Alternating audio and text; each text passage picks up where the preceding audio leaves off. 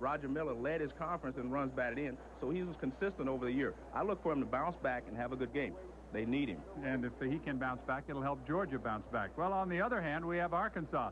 Jim Kramer's individually had a great ball game. He almost hit a grand slam home run. He had 2 hits and 5 RBIs. He was the first baseman last night. It's going to be tough for him to make the all-tournament team because now he's going to move to right field. Well, I think his main concern now is not the all-tournament team, but to take his team farther into the tournament. He is a key to their ball club. He drove in 5 runs last night. How hot can he stay? He's going to have to stay hot. This is an elimination game, so whoever does the best is going to stay. The other guy's going to go home. And as Tim mentioned, Georgia on the field for the second time today. You have to go back to 1974 to find a team that was eliminated in one day in Omaha. That was Seton Hall, again because of rain delay.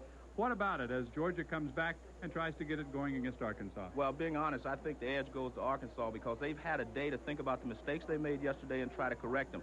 Georgia didn't know they were going to be in the losers bracket until a few hours ago. Now they have to make those adjustments very quickly. Puts a lot more pressure on you when you know you have to do it all at once. So I think Arkansas has a little edge here. The Hogs and the Dogs, and one of them will be going home after this one is over. We are going to go back downstairs now to the host for the College World Series, our ESPN coverage, Tim Brando. Tim? All right, John and Joe, thank you very much. A lot has been written and said about the 8 years that ESPN has been here for the College World Series and how many true superstars that were born right here at this park. Rosenblatt. Well, we've got 12 All-Americans, count them, this year that are all big time. I'm on my way, I'm making it.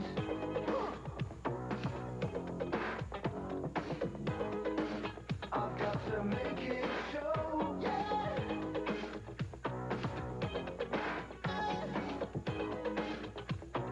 So much larger than life. I'm gonna watch it growing.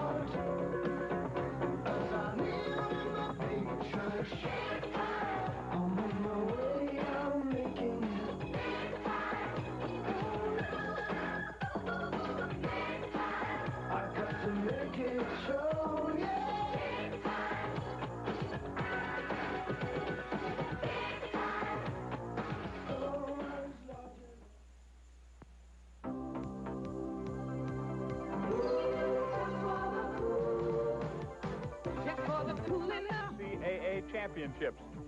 Coach Steve Weber's team not down after losing the first game. Keep in mind, they also lost their opener in the Northeast Regional and came back to win it all there. Leading off is Don Perno, the second baseman. He began the Georgia tradition of butting heads after home runs. Batting second and playing left field is Scott Bolke. He missed only 1 game in the last 2 years. Batting third is the center fielder Steve Carter. He was drafted by the Brewers 2 years ago. Batting cleanup is the catcher Roger Miller, a member of a 2-time National Babe Ruth Championship team from Sarasota, Florida. Batting fifth and playing the DH tonight is Derek Lilliquist. He was the losing pitcher in the Dogs' suspended game with Stanford.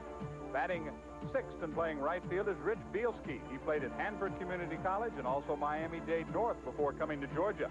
Batting seventh and at first base is Pete Freeman, a career batting average of .320 coming into this year, and he's hitting over .370.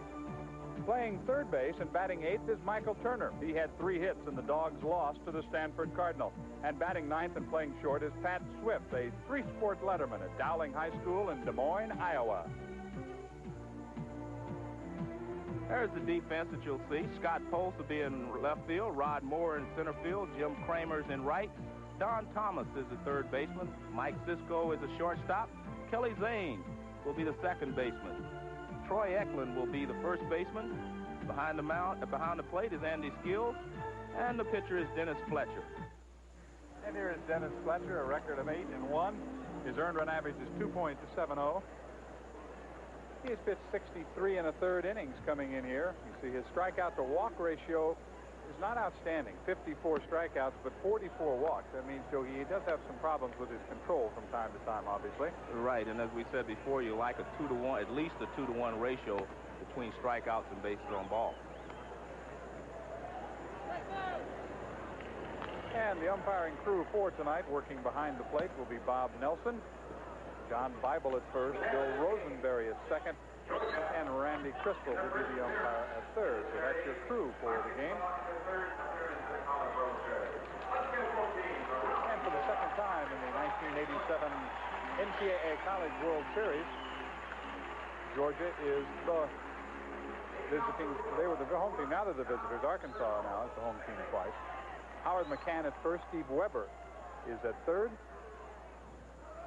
And here is Don Perno to lead it off. Perno 1 for 2 in the game that was concluded today.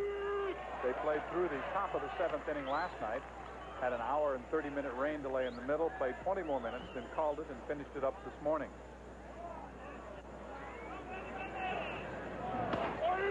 Strike called. It's 0-2. On the mound, Dennis Fletcher, 19-year-old sophomore, 5'11", 165 pounds. He's from Farmington, Arkansas. The problem yesterday for the Arkansas pitching staff, 13 walks and 13 hits given up in their loss. And 6 times in that game with Texas, the Longhorn leadoff man got on base, and 4 times that leadoff man scored. Set up outside. The pitch is too far outside, and the count evens out at 2-2. I talked to Dennis before the ball game, and he said that was one of his goals, to go out and get ahead of the hitters, which he has done here, and then try to put them away. He's going to be all hard stuff, fastball, slider. He throws hard stuff. He's not a finesse pitcher. Into center field it goes. Moore to his right makes the catch. Out number 1. And that was a slider he threw to get him out. Scott Bolke will be the batter as we take a look at Rosenblatt Stadium. 343 down the lines, 370 in the alleys, 420 to center. And Joe, one of the things we're going to watch is the fact that these outfielders on most of these teams play fairly shallow. And I think part of the reasoning here, they're not used to playing in a ballpark quite this large. Yes, because I was very surprised yesterday when Stanford's guys were playing so shallow. Because I say you can really get hurt if a ball's hit over your head in this ballpark. But like you say, they're used to standing at a certain depth from the hitter, and that's what they were doing. Bolke working on a 9-game hitting streak. Down the line should be a 10-game hitting streak as that one bounces past Pose all the way to the wall. On his way to second is Bolke with a double. So Scott Bolke, who was 1 for 4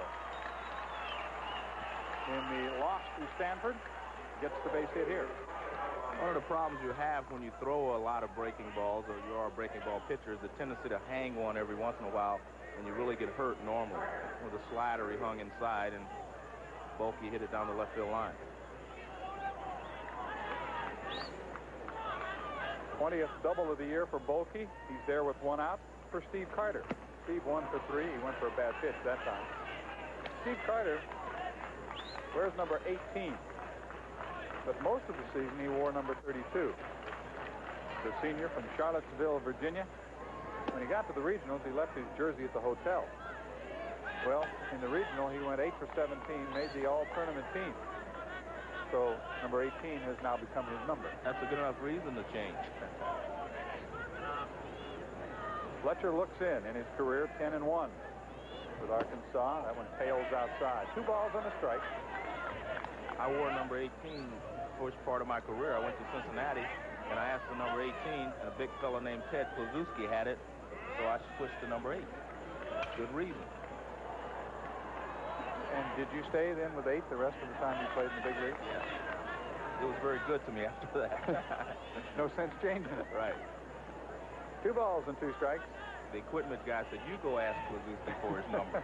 I said, I think I would like number 8.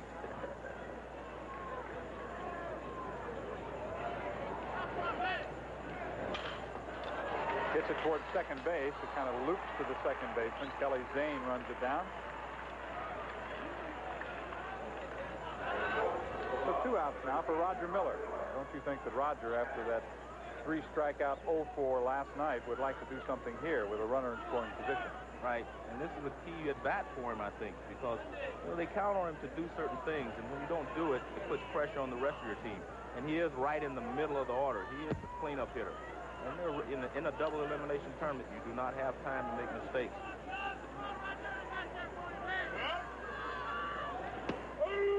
Good pitch on the outside corner. From Sarasota, Roger Miller. The Bulldogs of Georgia, their first ever trip to the College World Series here in Omaha, Nebraska, playing for an NCAA championship. But it's been a good spring for Georgia in terms of championships. That's fouled out of play because the Bulldogs gymnastics team and the Bulldog tennis team won NCAA championships this spring. So they've been busy taking home the hardware. I think one thing we should point out here, John, is the fact that home plate is in shadows and the rest of the field is in daylight. What that does is causes you a problem when the ball comes out of that sunlight into the dark. As a hitter, it's like walking into a room, a dark room from the hallway. It takes you a split second for your eyes to adjust to it. The count is 1-2 with 2 outs and Bolke on at second. You can see the shadows of the stand. Now, earlier in the game previous to this, game 5, in which Arizona State was eliminated, there was just 1 shadow over home plate and the light power over the mound, and it's changing as the day goes on here. Chopped foul. The count remains 1-2. And the toughest pitch to see is the breaking ball. You can't see the spin on the ball because of the darkness. But also the fastball, when it's coming towards you, it looks like a blur more than being able to see the stitching on the ball to see which way the rotation is. So the pitcher actually has an advantage in this situation. Fletcher taking some time behind the mound. Now he's going to step back up. Roger Miller had 67 RBIs last year for Georgia, only 3 away from the school record. 56 runs batted in this year. Count evens at 2 balls and 2 strikes. A 1-out double has put Scott Bolke on at second. There are 2 outs now. Georgia time to break out on top. They lost 3-2 in the completion of the suspended game earlier today to Stanford.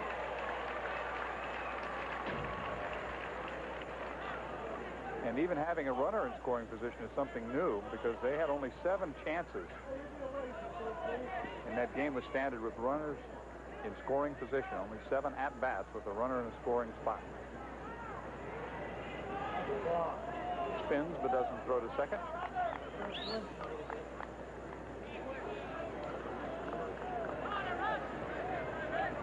Play continues here in Omaha on Monday, and we'll go back to the winner's bracket side and pick up some games.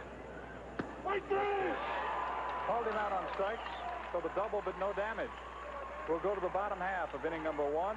Scoreless here in Omaha, Nebraska, and we get set to meet the Razorbacks of Arkansas, trying to stay alive in the '87 College World Series in Omaha. The Arkansas starting lineup is brought to you by Wilson, the official baseball of the NCAA championships.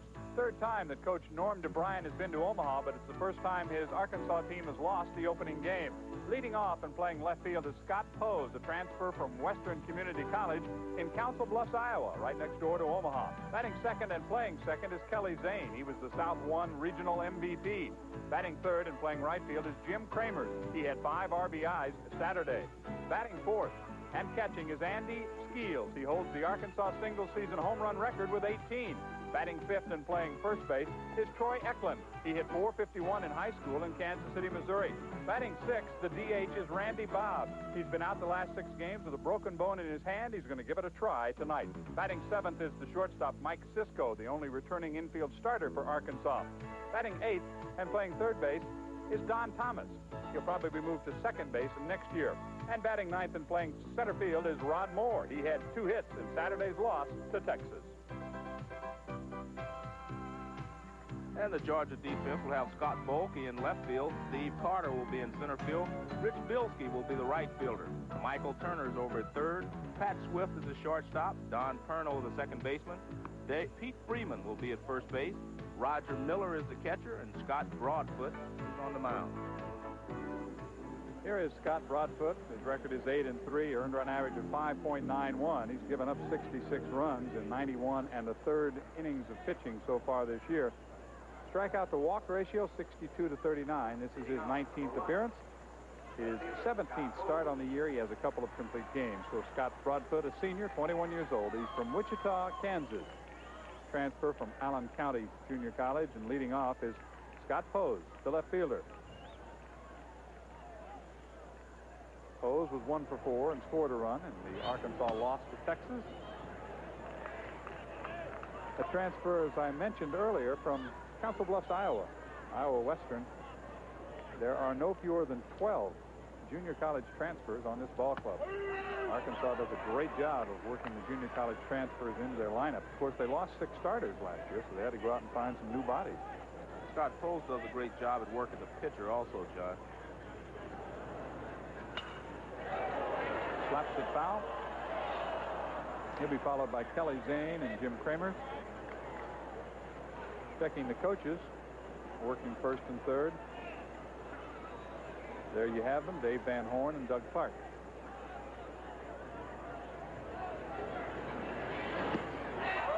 Good breaking ball from Scott Broadfoot. So Broadfoot gets strikeout number 63 for the season.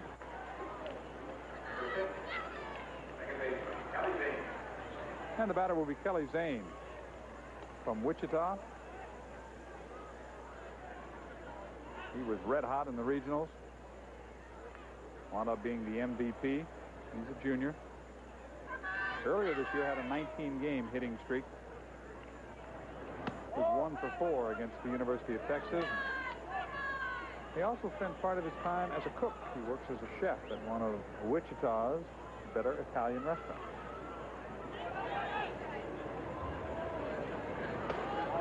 Up and in, it's 2-0. And he's a pretty good offensive player. That's his strong suit. He's adequate in the field, but he's really a good offensive player. And they respect that so far. 3 bad ones to him.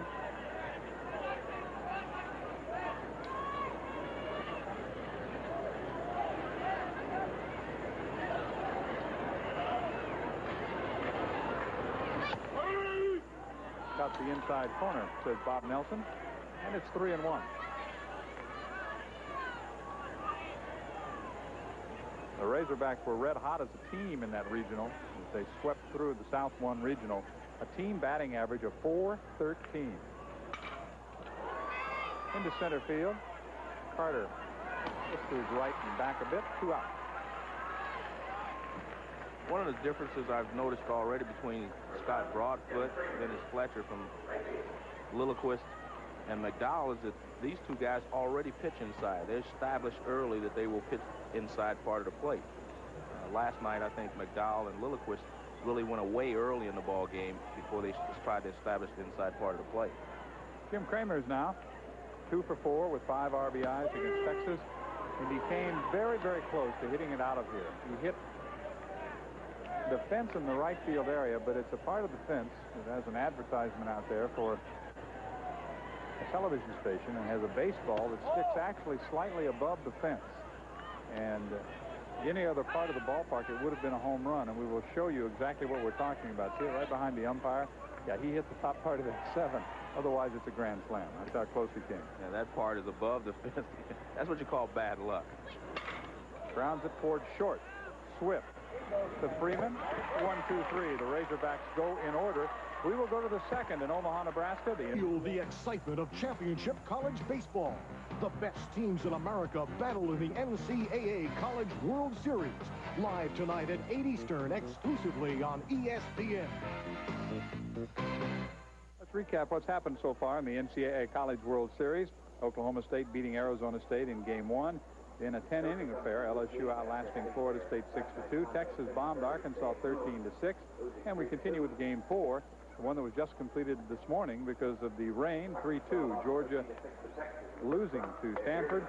And in Game 5, the first of the elimination games, Florida State sent Arizona State packing. 3-0 the final there. The loser of this game will go home. The winner will move on to play again on Wednesday. We'll have winners bracket games coming up Monday and Tuesday on ESPN. There you can see, John, the daylight I was talking about, the sunshine behind the pitcher. Now it's stretched out a little more, so it's a little better for the catcher. Watch this pitch. He's coming right out of the sunlight into the dark. See how the ball disappears? That makes it very tough to hit.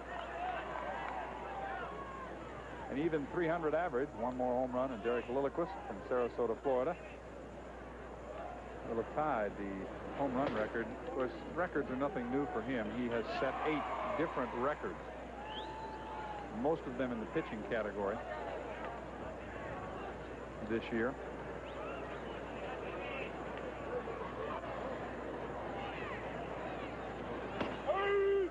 Takes a called strike. He's from Sarasota High School, along with one of his teammates, Roger Miller.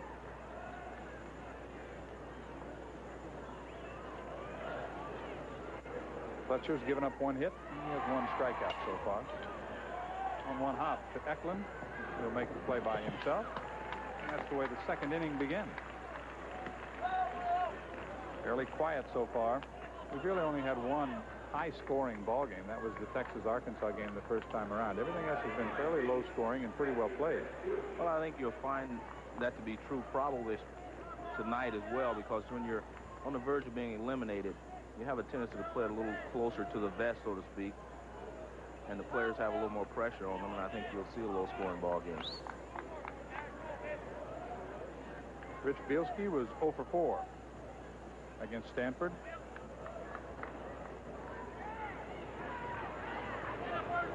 Batting with 1 out, nobody on here in the second inning. Breaking pitch drops over for a strike.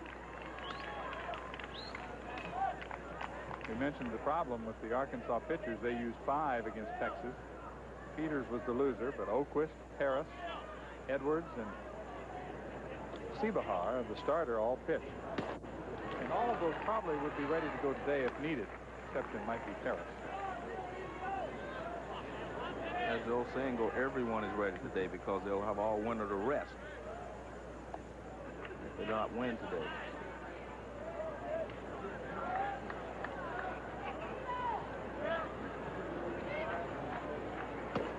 Breaking ball outside to Bielski. It's 1-2.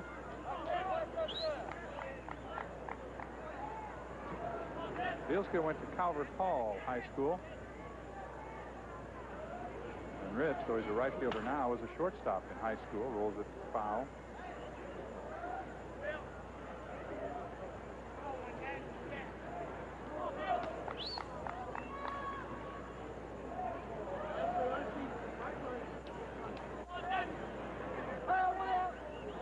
One out here in the second, nobody on. No score. We've got only 1 base runner so far in the ball game. That was Scott Bolke, who doubled in the first. Catcher sets up way outside, and the pitch came back inside, and he fouled it back.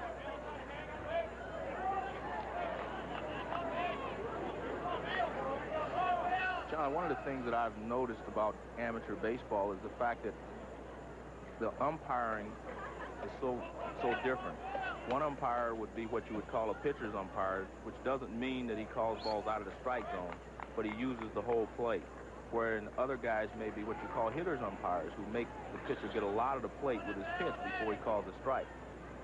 One of the problems that poses, he pops it up into shallow center.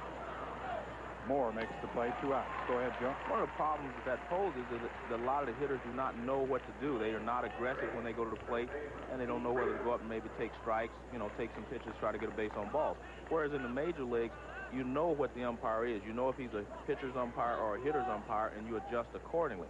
I think in amateur baseball, really, you need more pitcher's umpires than you do hitter's umpires, simply because I think it helps the game. It will help to make the hitters more aggressive, knowing that they're going to have to hit their way on the bases, and I think it makes for a better ball game, a more exciting ball game. There's nothing more boring than to see guys walk, 10 or 12 guys in the ball game, and a lot of times when they're just missing the corner, so to speak. I think you need to make these guys more aggressive. I think it'll help them become better players if they are made to be more aggressive. Outside with that one. Bob Nelson, the home plate umpire tonight, seems to be doing a good job in that direction. Well, we've had a couple of other guys who did that pretty well also. Randy Crystal and John Bible. Both gave the players a lot on the corners. And it certainly makes a lot of difference in the type of game that you see.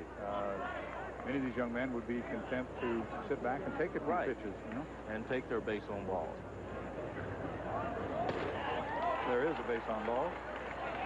We mentioned that was part of the Arkansas problem against Texas because they walked 13 as a team pitching staff, and that is walk number 1 in tonight's game.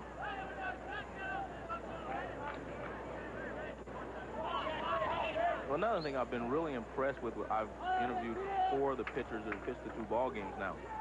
I like the attitude that the pitchers have on these teams. When these guys understand what their jobs are, and they go out and try to do it. They're not always successful, but they go about it the right way, and I think that's the key. I guess what I'm saying is I'd like to have any of these 4 pitchers I've seen in my organization if I had a baseball team. Nothing but the best in Omaha, Nebraska for the NCAA College World Series. Right now the plate jumping around a little bit for... Well, one of the things I've noticed, and it's, you know, obviously because I've watched pitchers for so many years, is that now he seems to be trying to throw his fastball harder than he was before. He seems to be overthrowing it a little bit. See, that one was a better pitch, and it had movement on it. You can tell when his fastball is thrown properly. It's thrown with just enough velocity that allows it to have some movement. When he overthrows it, he does not get any movement on the ball, and it usually is high in the strike zone or way inside. A 2-1 pitch is coming for Michael Turner, who grounds it to third. Thomas backpedals, long throw. It'll be short, and he gets away from the first baseman. On the plate, Freeman will go to third, so there will be runners at the corners for the Bulldogs.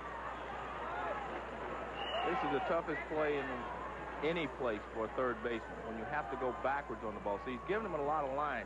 He can't charge it and get it on the short hop, so he has to cut across. That makes him have a long throw, and he doesn't have time to set himself, and that happens most of the time. It will be an error. I think that's what made Brooks Robinson such a great third baseman. He wouldn't go back on the ball. He charged it and tried to get it on the short hop because he didn't have such a strong arm, but it's a tough play to make. That sets the table now for the Bulldogs of Georgia. They're doing a little conference at the mound now.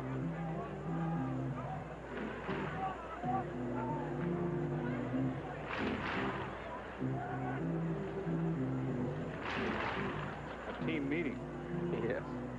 That's the pitching coach, Dave Jorn, who has gone out there.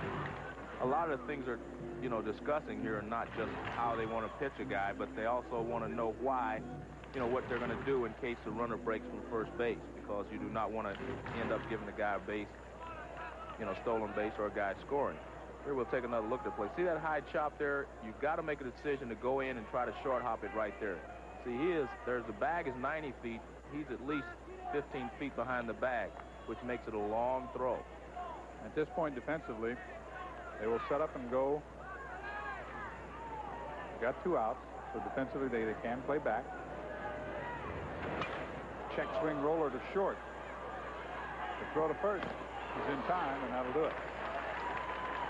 So they leave runners at the corners. Second straight inning in which the Bulldogs have stranded a runner in scoring position. But we are scoreless now. Bottom of the second is coming up in Omaha. Good neighbor State Farm is there. And by Mercury, makers of the all-new Mercury Tracer. Mercury, the shape you want to be in. And picture this. We're an inning and a half into this College World Series elimination game. The Razorbacks of Arkansas retired in order the first time around. We'll send up Andy Steele, Troy Eklund, and Randy Bob.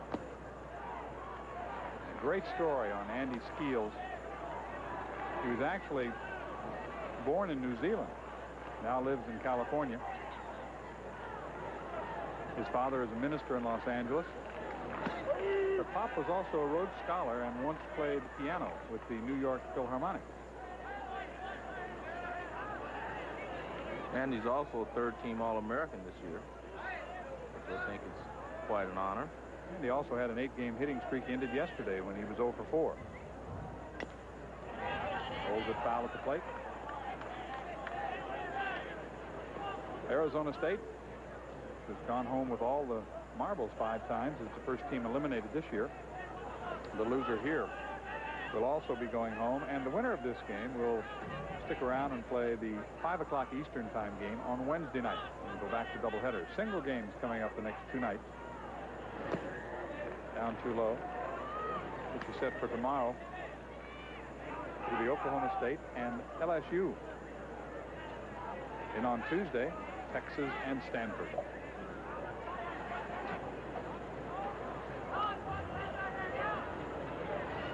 But the business at hand is Arkansas and Georgia. Rolled foul right at home plate by Andy Skeels. So far, Scott has been able to keep the sinker down. And when you do that, you're going to be pretty successful. You get a lot of guys chasing that ball and hitting the top of it and keeping the ball on the infield, hitting it on the ground. Not a lot of damage can be done. Skeels has set the single-season home run record for Arkansas and puts him in some pretty good company. Kevin McReynolds had 17 in one season for Arkansas. So did Jeff King, who's now playing in the Pirate minor league organization and was the #1 draft pick in the country last year. And some of these young men here in Omaha certainly thinking about the draft, which is coming up on Tuesday. And I think we've seen a couple of guys that will be, you know, go in the first round. They want the appeal at third, and the appeal at third is the same as the call at home, ball 4. Shows you the respect they have for Andy Skeels. They threw him a 3-2 breaking ball leading off the inning. And Broadfoot has been able to retire everyone else. But he gets 3-2 and he throws him the breaking ball. So the first base runner for Arkansas, and Troy Eklund, batting .294 on the year. Troy was 2 for 5 against Texas with an RBI. All the other RBIs went to Jim Kramer's. Now, as you can see, the pitcher is also in the shadow, so it makes it a lot easier for the hitter to pick up the ball. When you're both in the same light, it's a lot easier. As you can see there, the sunlight has gone behind it.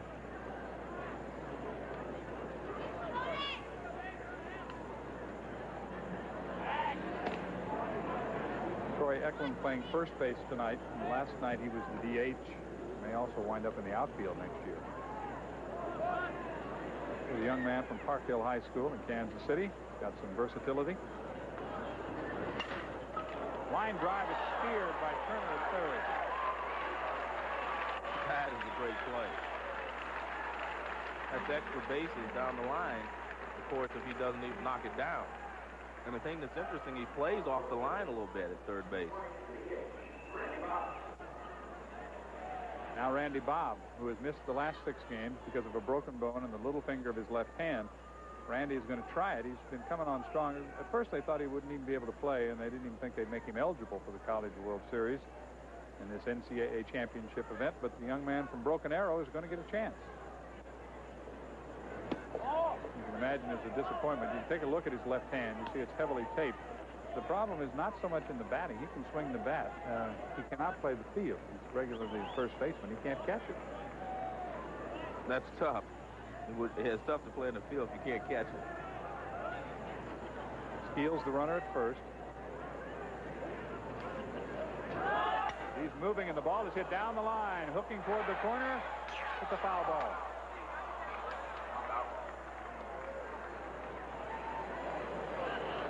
Certainly didn't have any trouble with that high breaking ball. I think the pitch you need your hands the most on is the low pitch, especially the pitch low and away or away from you. We had the heavy thunder showers on Saturday night, and very pleasant so far this evening in Omaha. You'll see this breaking ball hangs up in, so you can just swing the bat right there. But when you really use your hands as a hitter is when the ball's away from you and especially down and away.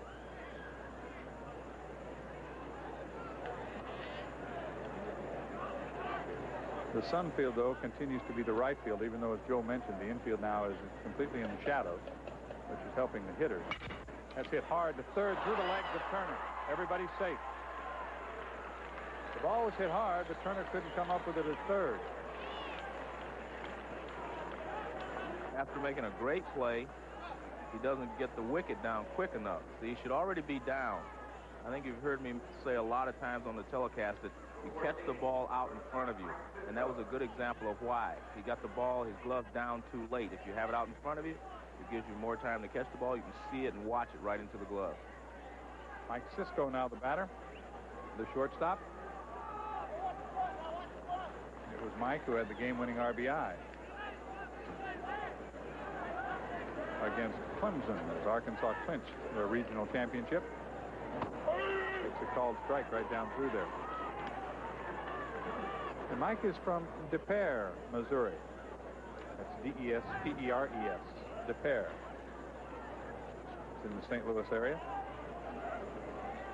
Close to our producer, Will Belkey, isn't it?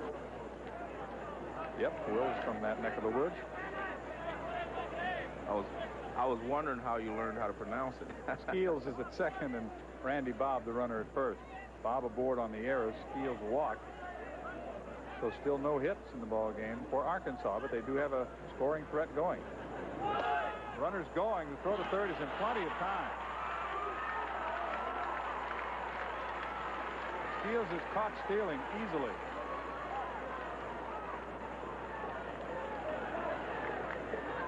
Obviously, he doesn't get a good jump, but you'll see here the throw is in plenty of time. In fact, he has to find him. On the play, Bobb does wind up at second base. And instead of runners at first and second and one out, there's a runner at second and two outs.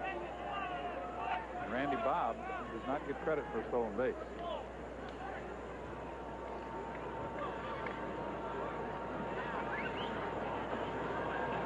Three and one the count. Well, back to the same situation with two on. That's the second walk in the inning. That's an interesting point you brought up, the fact that they do not give a stolen base to the runner that goes behind you. Anytime a guy is thrown out stealing, even if he would have been successful stealing third and they would have thrown out Bobb going to second, he would still not get a stolen base. Anytime a player is retired, you do not get a stolen base on a double steal. Absolutely right. Fly ball to right. Bielski now toward the line, looking up in the sun, and makes the play. They strand two in the second. No hits, but two left. No score. After two, we'll go to the top of the third. The Dogs trying to take the lead against the Hogs with Perno, Bolke, and Carter. The double steal was in order, but it did not work out for Arkansas in the bottom of the second inning. They made some noise, but this took care of the lead runner. They did not score in the inning. Back to Omaha right after this.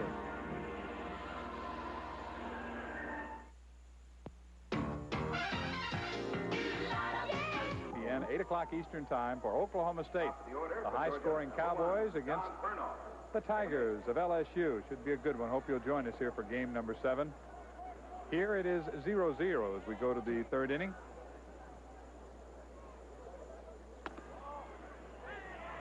And the top of the order, Perno, who slid to center his first time up. The Bulldogs have had a runner in scoring position each of the first two. A one-out double by Bolke in the first, and they had runners at first and third with two outs in the second inning, but not able to score. Joe, I'd like you to follow up with the story you were telling me about the stolen base situation. You can't get credit for a stolen base in a double steal situation if one of the runners is thrown out. But what about the possibility of taking two bases in a steal situation? I think I played for 20 years. The greatest base running play I ever made, I didn't get credit for it. I was on second and Bench was on first, so I take off for third. It was against the Pirates, in fact. I take off for third, and Bench is going to follow, so he goes to second. I had such a great jump, they knew they couldn't get me, so they tried to throw to second to get Bench. And so I saw the throw going down. I continued around third, and I scored before Dave Cash could get the throw back in. And I argued with the league that I should get two stolen bases. Ground ball to second base. Zane throws out Perno. So they had to rewrite the rule book because there was no rule that said you couldn't get two stolen bases on one play. and they made a rule, and Chuck Feeney, who was the league president at the time, called me and said, it was a great play, but I can only give you one. Nice going, but. So I had one more stolen base in my career than I got credit for. Volke doubled his first time up, but was stranded at second in the first inning. So his hitting streak now stands at 10. And he's off to a good start in the College World Series. Check swing foul. It was interesting. Before the ball game tonight, I saw Rod Dado, who's one of my favorite people that I've met in sports, and he's here, and he was a speaker today at the luncheon. And you know, Rod won one or two of these College World Series. He's had some great players at USC, and he's in the next booth here. It was very interesting to see him. He still gets excited, he said, about the World Series. Outside, a great credit to college baseball for many years. He won his share of championships. There was a time that Southern Cal simply dominated this event. They came to Omaha and won it every year. Line drive up the middle, base hit. So Volke's 2 for 2. He doubled with 1 out in the first. He singles with 1 out here in the third. It'll be up to Carter and Miller. This is a good job of hitting. The ball is down low. As you can see, a breaking ball low, and he lines it right back up the middle. The mistake a lot of hitters make is they try to pull that breaking ball, and they end up pulling off and topping it or missing it completely. Try to drive it right back up the middle, and you stay with it longer. Each team has committed an error so far. Carter hit a little looper to the second baseman his first time up. The Dogs trying to get something going. They have had base runners in every inning. 2 hits in the ball game. They've also been helped out by a walk and an Arkansas error. Slaps it the other way. The runner was on the move. Volke, who has 4 stolen bases in 5 attempts, was moving. And one thing that Georgia kept insisting all of our meetings is that they don't run. And if you look at them statistically, they don't. Only 26 stolen bases. They've only attempted a total of 40 steals, so they simply don't run very much. But I think he knew that we were going to meet with, with the Arkansas coach. Maybe he was trying to plant a seed there. 1-1. Volke not running now. Check swing foul, and it's 1-2.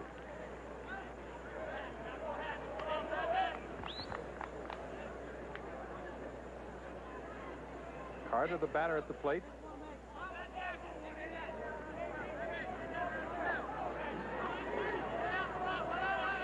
To Albemarle High School, where he lettered in baseball, football, and basketball. And then to Hagerstown Junior College. Now on to the Bulldogs. In the dirt, blocked nicely, though, by Skeels.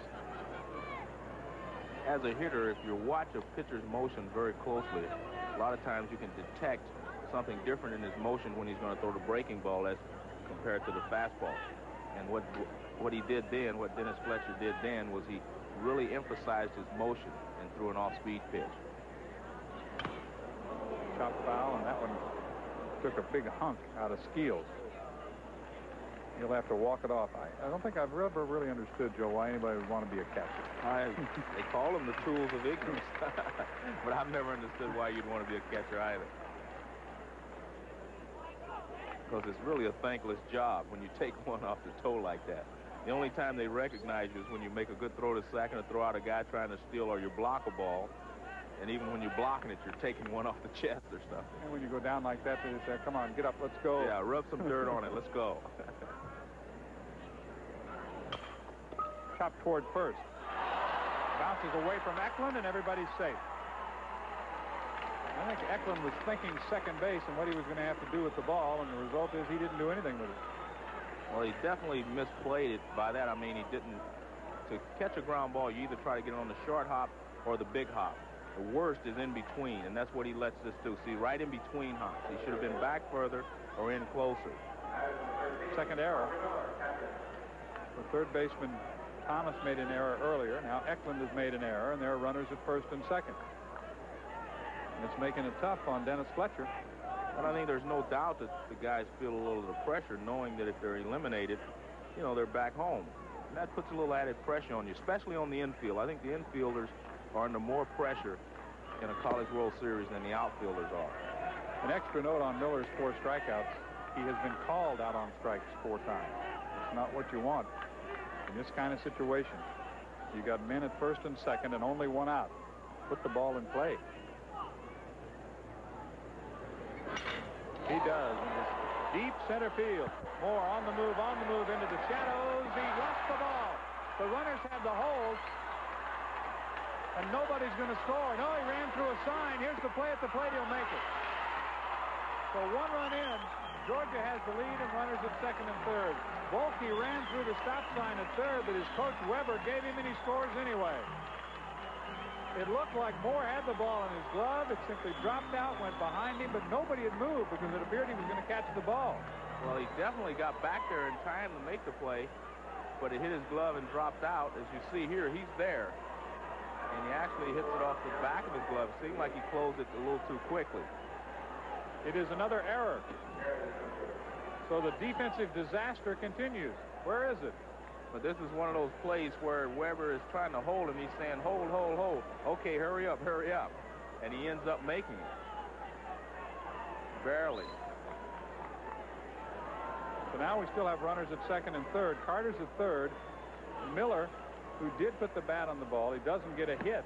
They score the run. Of course, it is an unearned run. Back-to-back errors here by the first baseman Eklund and by the center fielder Moore have produced a run.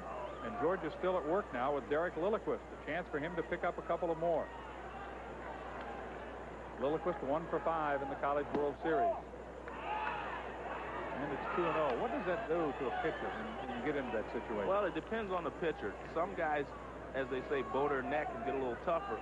Other guys have a tendency to, get down a little bit. And that's when you test how good a pitcher a guy is or what his personality is like. But I think in this situation, I don't know if I'd want to challenge Derek Lilliquist with first base open anyway. He's their best hitter. Well, they have a base open. They have not so far. It's 3-0. Rich Bielski would be next.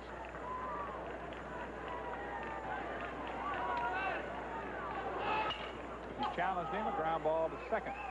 The play will go to first. The run scores, 2-0 Georgia.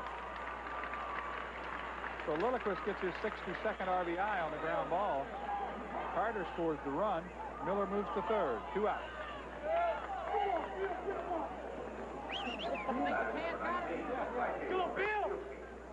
So now Bielski and the Dogs are still at work.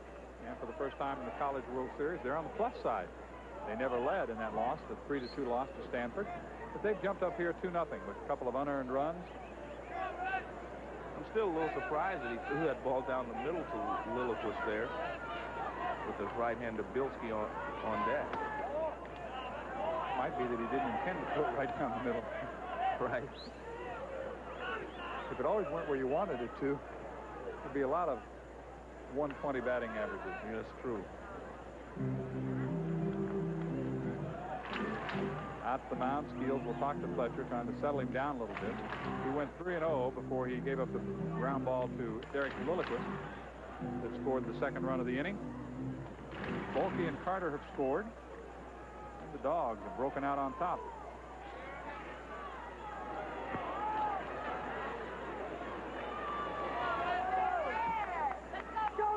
There is Vince Dooley, the athletic director, on hand to watch another one of his fine teams.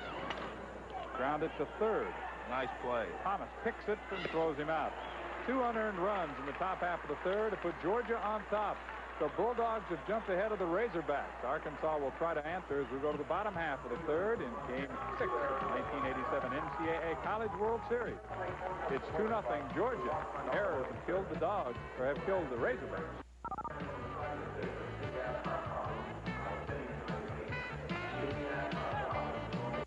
At PSO, we take a problem-solving approach in our energy-saving Good Sense program.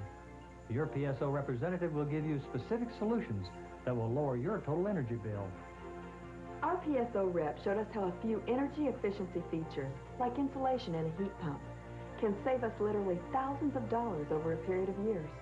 And it works. We're really saving money. Saving money always makes good sense. Call PSO and we'll show you how. Take the gamble out of selecting new siding or windows when it's time to remodel your home. by choosing the Bill Haynes Company, the first name in siding and windows. With years of experience and know-how, they've built a customer list that totals thousands of homeowners. And I know I'm proud to be one of them. Whether it's storm windows, replacement windows, steel or vinyl siding, they've got it all, folks, with special 7% financing. Take it from Billy Parker. Choose the first name, Bill Haynes. As I said before, it's really tough on the infielders here. The pressure's on the infielders to make good plays.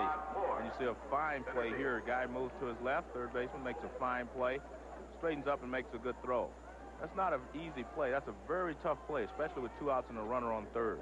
But Don Thomas made it. We go to the bottom half of the third inning. The number 9 batter, Rod Moore, to lead it off. Georgia has jumped ahead 2-0. Arkansas and the fans that have followed the Razorbacks here trying to make sure they are not eliminated.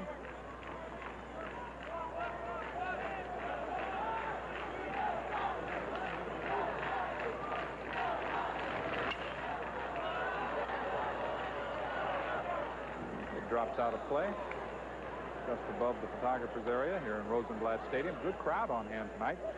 Right here. I expect the attendance to continue to increase at the NCAA College World Series for the next 2 nights. Am I on? Oh, they get paid? Get your programs right here. I hope that's what the $2 was for. And ESPN is the place to be for all of the exclusive live coverage of the NCAA College World Series, continuing with single games tomorrow night and Monday night.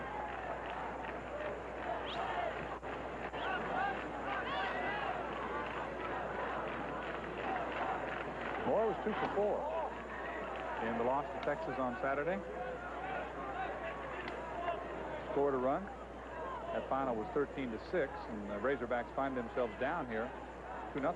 Here's a pitch that I was talking about coming in. At least see how the hitter started out over the plate. Good pitch there. Very close inside again. And the count goes full at 3-2 on Rod Moore. The senior from Wichita, Scott Broadfoot, on the mound.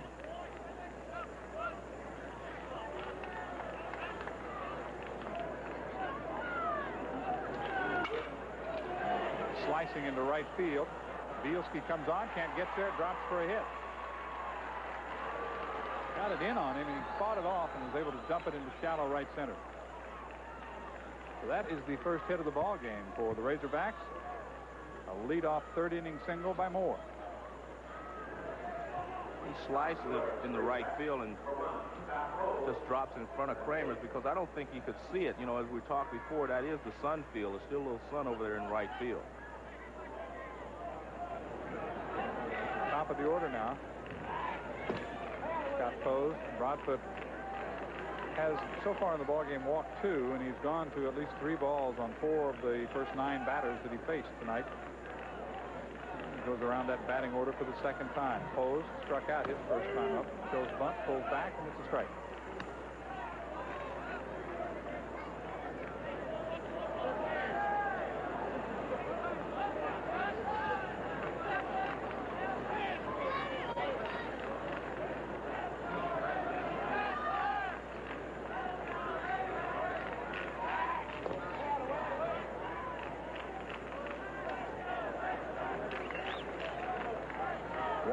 Nobody out here in the bottom of the third. Arkansas trying to answer.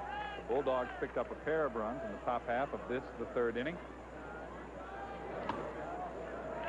Fastball tails high and away. The count evens at 1-1.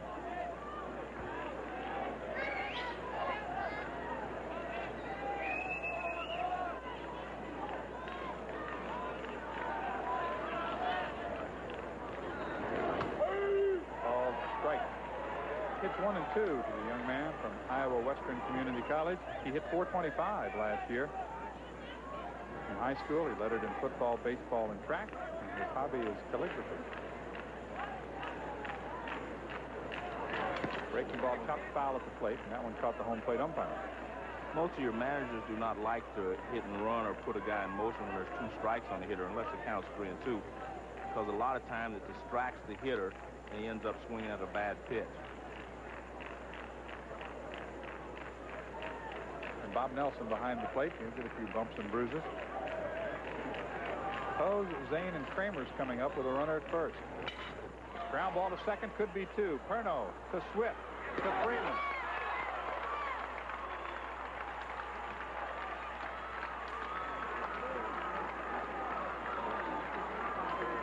That's a tailor-made double play ground ball, and they turn it the proper way. Actually, I was surprised because Moore doesn't slide at second base. Watch. Nice play, and he comes in standing up, and you can get hurt that way. So with 2 outs, Kelly Zane takes high and away ball 1. Zane flied to center his first time up. The reason you get hurt that way is because we're taught as infielders and shortstop, second baseman to throw at the guy if he's standing up, because he's your target in the baseline to first base.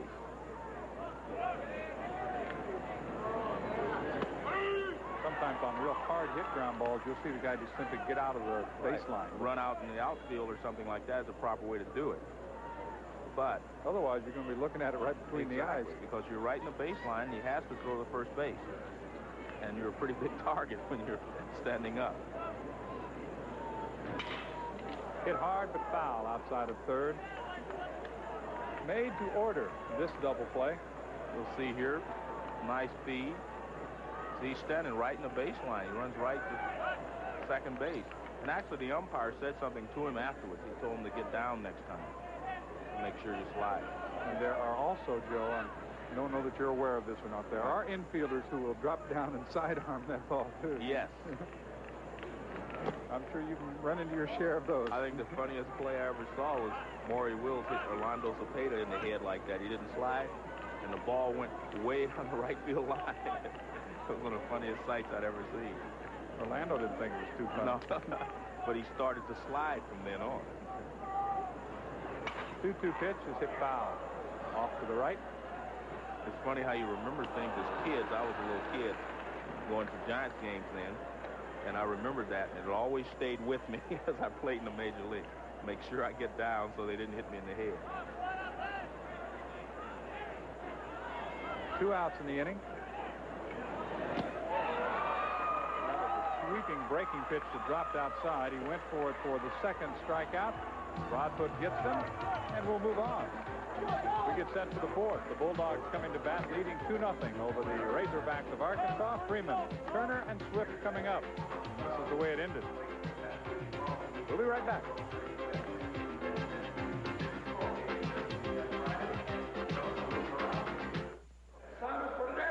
Like many before, you came here asking for just one thing. A chance. Pronounced Shidworski.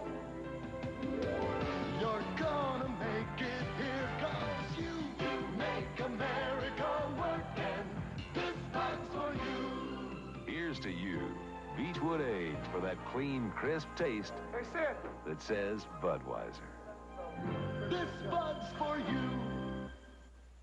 Relive the thrills of the 1987 NCAA College World Series by obtaining a souvenir program. This year's 92-page magazine features insights on what it takes to capture this premier event and a look at the challenges facing the official scorer. Also, enjoy flashbacks to series well worth remembering. Send your check or money order for $5 to College World Series program. P.O. Box 1987A, Lexington, Kentucky, 40593-1987. Explosive. Get the biggest stories from the fastest tracks with Bob Jenkins and Larry Newber host ESPN Speed Week. Thursday nights at 7:30 Eastern, only on ESPN. This is how it looks if you're in the stands in Rosenblatt Stadium. Yeah, how about a little cotton candy? The Hogs are going to have to get it going because they're down 2-0 as we go to the top of the fourth inning. 2 runs, 2 hits, 1 error for Georgia. No runs, 1 hit, and 3 costly errors for Arkansas. The 2 runs are unearned. Arkansas pitchers doing better, though, and not allowing the leadoff batters to get aboard. Dennis Fletcher's, until that pitch, now he's thrown 60 pitches, of which 37 have been strikes. And he's been ahead of 9 of the first, well, actually 10 of the first 16 hitters now. So he's accomplishing exactly what he told me before the ball game. He is ahead in the count here, 0-1. Trying to keep that leadoff man off base. Pete Freeman, who walked his first time up, got as far as third. That was in the second inning. Arkansas made 2 errors in the third and 1 in the fifth.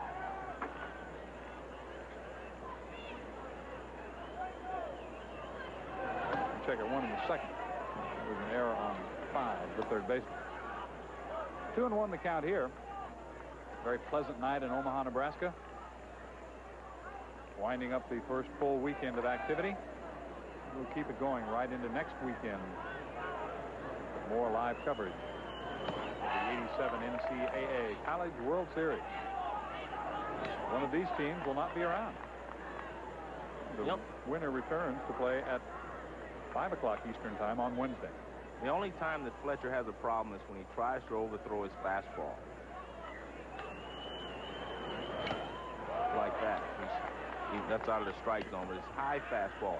He doesn't let it move. When he throws it relaxed, his ball has a lot of movement on it.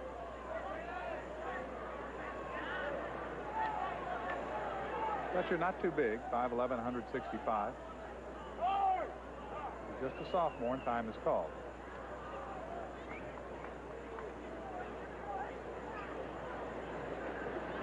Apparently Pete Freeman was not ready and decided to call time.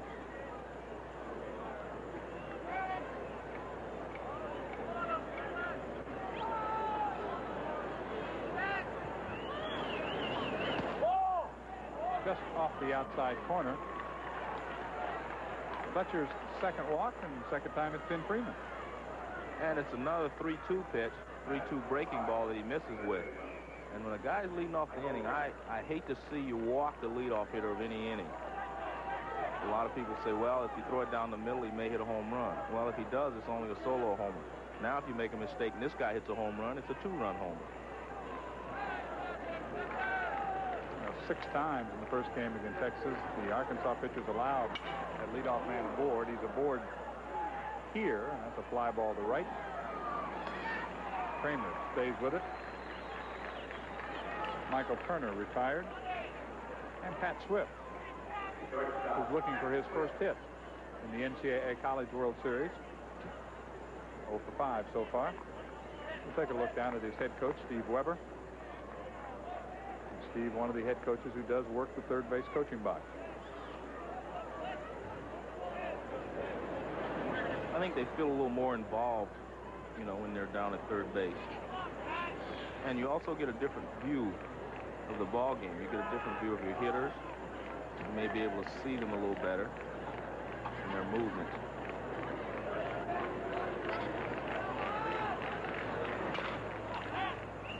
Over foul outside of third. And once again, Dennis Fletcher able to jump ahead in the count.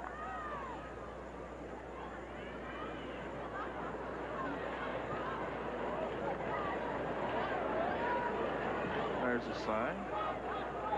Maybe they're not hitting and running, or they are. You're putting something on. Bluff to start, did not go. 1-1 the count. And of course, in the other dugout, the other manager thinking about countering with cases where the managers call all the pitches. Try to figure out kind of the pitch, the proper one, for whatever play or plan they might have in mind.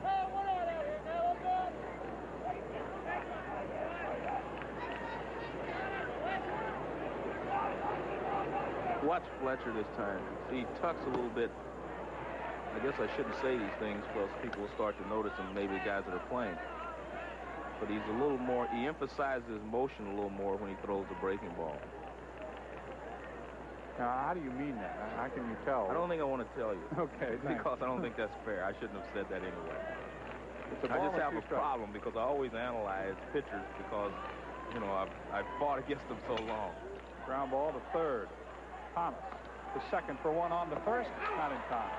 They cut down the lead runner. Freeman is retired at second. And on the forced play, Swift will be the runner at first. It's a nice play. Thomas plays way off the line, so he cuts over in front of the shortstop. He actually gives a low throw to second. I think that caused it to be a slow pivot at second base. Watch, he has to reach down for this ball, and he takes a split second longer. He makes a good pivot. Gets rid of the ball pretty quickly. Made it pretty close at first, but not quite in time. And that'll give Don Perno a chance. Don is 0 for 2 and 1 for 4 in the College World Series. Right down through there for a strike. Georgia leading as they bat here in the 4th inning, 2-0. They picked up a pair of unearned runs in the third. I'm John Sanders, along with Joe Morgan, and we're very happy to have you with us in Omaha, Nebraska tonight. Hope to see you again tomorrow when we come back with winner's bracket action. I just have this bad habit, John, playing against pitchers so long of always looking for an edge. And then I usually can find one, you know, when you watch a pitcher long enough. But like I said, it's not fair for me to do it against this guy and not the other guy.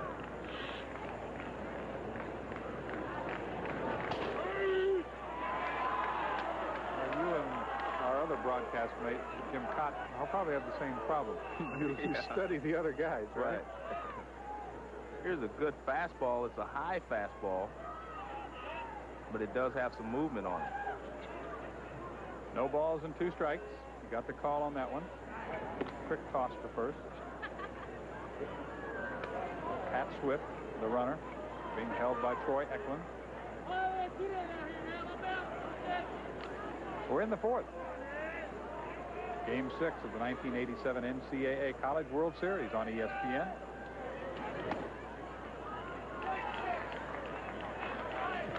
A lot of pitchers use the high fastball as their strikeout pitch, and the reason is that when you release the ball high, you can get more velocity on it. When you get the ball down, usually your pitchers lose anywhere from 3 to 5 miles an hour. Runner going, swings through it, strike 3, the inning is over. Fletcher gets his 2nd strikeout of the ball game, and another runner is stranded. They've now left 5 in the first 4 innings, but the Bulldogs of Georgia on top here in Omaha, Nebraska, 2-0. Kramers, Skeels, and Eklund coming up. This is just for the pool and the hot sun of it, just for the fun of it, diet cold, just for the feeling that all so right of it, the love and the light of it, diet cold, just for the satisfaction, just for the one calorie, just for the taste of it, diet cold. We'd like to toss you a salad. New garden salad. McDonald's style. Toss fresh all day. Toss fresh to go. We're tossing a taste the way you love to have it. The first new taste. It's a garden salad. It's a good time for the great taste. From McDonald's. New garden salad. Well, what about those Hogs? They've got to go to work here in the bottom of the 4th inning. A big following here from Fayetteville. The University of Arkansas, the Cardinal and White against the Red and Black of Georgia from Athens.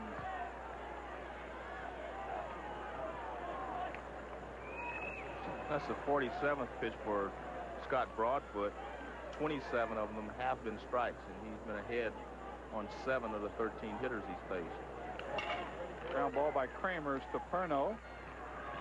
To Freeman, 1 out. Jim Kramers had 5 RBIs yesterday, but he hasn't anybody on base in front of him tonight. He's 0 for 2. So up to Andy Skeels now.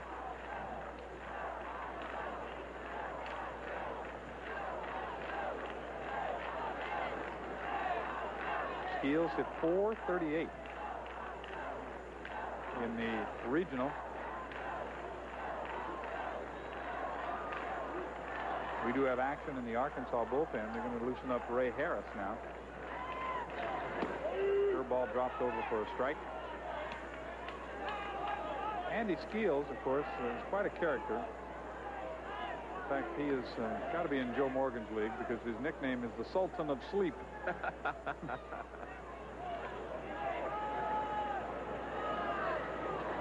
Skeels walked his first time up. Holds a foul outside of first. One thing that Broadfoot is doing very well is he's keeping the breaking ball down now. And if you keep the breaking ball down, very few hitters are going to be able to handle it well. Skeels was a boyhood playmate of Kurt Stillwell, who's with the Cincinnati Reds. Outstanding young player in that organization. Because he asked me a question before the ball game. He asked me who was better, Stillwell or Larkin for Cincinnati. Well, right now they think Larkin is. Yes, and I had to tell him I don't know. I hadn't seen either one of them. I work for the Giants. Apparently we've got a little bit of a problem.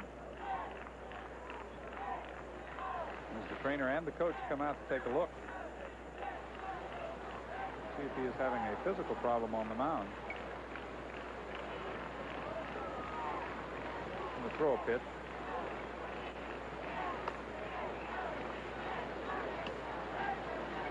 No.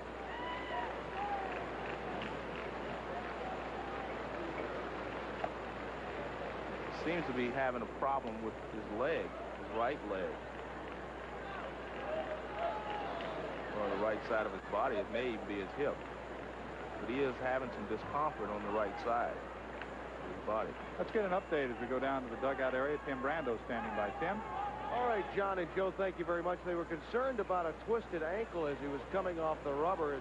Apparently he's all right, but reminds me a little bit about of what happened in the major leagues not too long ago with Sid Fernandez. Could have been one of those freak accidents, but that's what they were concerned about, was the ankle. 1-2 the count on Andy Skeels. One of the things that you have to be aware of when you're watching a pitcher is if he does have something wrong with his leg, Wade Lands can put pressure on his arm. Case in point was Dizzy Dean. He had a broken toe. He tried to pitch, and he really ruined his arm. Takes inside. The count goes to 2 balls and 2 strikes. Think there's some Arkansas fans here, or what? Yeah, hold it upright. Look at the hog hat. A hot item. I don't think I'd want one. 3-2, full count. 1 out. Kramers was retired.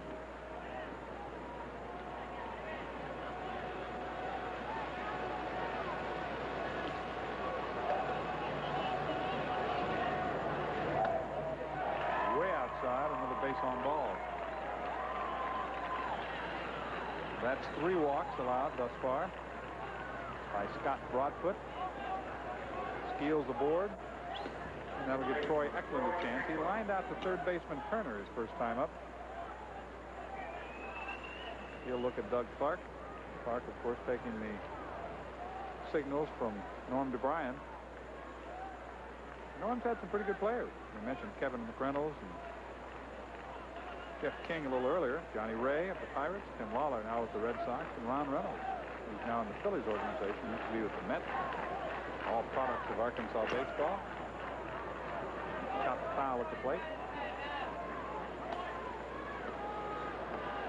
Eklund is 2 for 6 in the College World Series.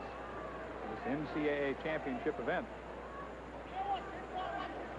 Arkansas in an unusual position.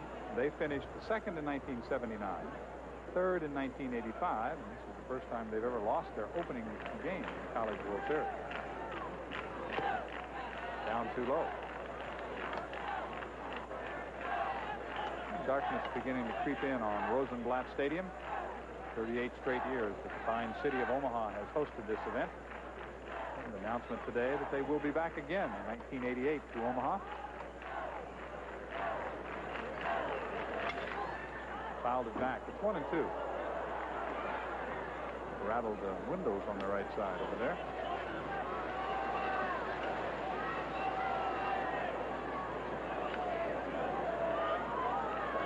A 2-0 ball game. Georgia with the only 2 runs. They picked up a pair of unearned runs in the 3rd. We're now in the bottom of the 4th.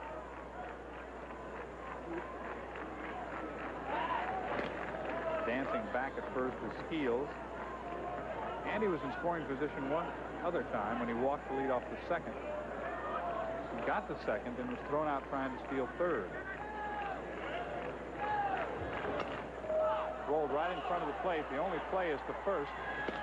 It's in time there, and Skeels is at 2nd with 2 outs.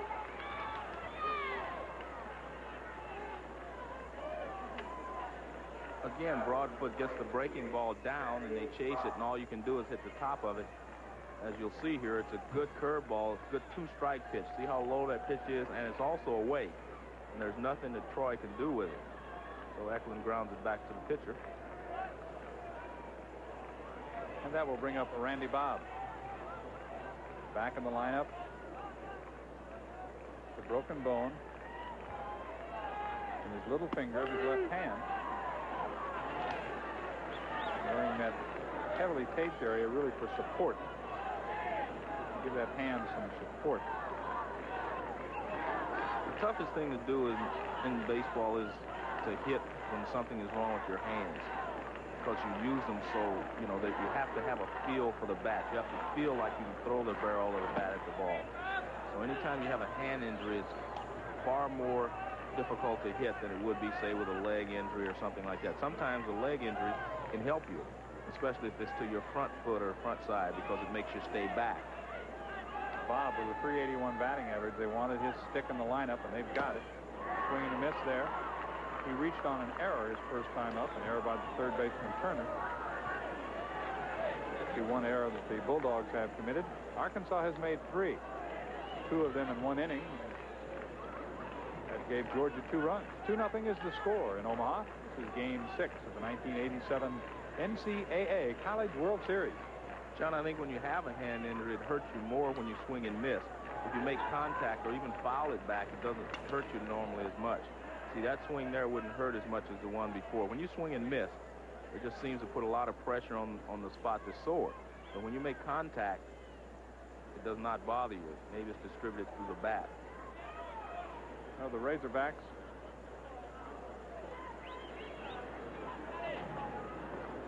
see their average with runners in scoring position. They really have not had as many opportunities.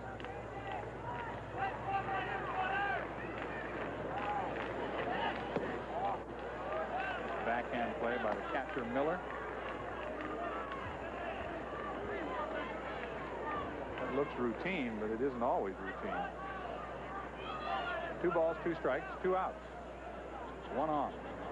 Breaking ball, hit into center field, base hit. Steals around third, headed for the plate. Carter falls down and overruns the ball. The runner will move on to second on the play. So Randy Bob gets the RBI. And on the misplay in center field by Carter, he winds up at second. It's a hit and an error. Give an RBI to Randy Bob, and that cuts the lead in half. It's 2-1. We got a center fielder here. Let's see what kind of jump he gets on this pitch. It's an excellent bit of hitting by Randy Bob. He reaches and gets the low and away slider and lines it into center field. Let's see if we can listen for the bat to crack of the bat and see how quickly the center fielder's off.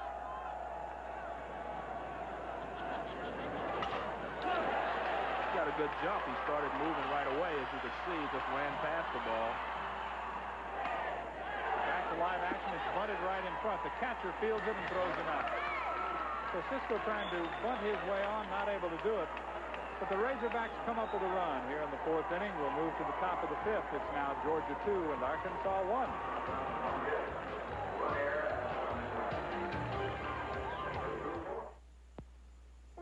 1. Now you can have the confident feeling of dryness you get from Sure Antiperspirant with something you've never had before. A bold, rugged, outdoorsy scent. New desert spice. Leave it to Sure to add new spice to your life.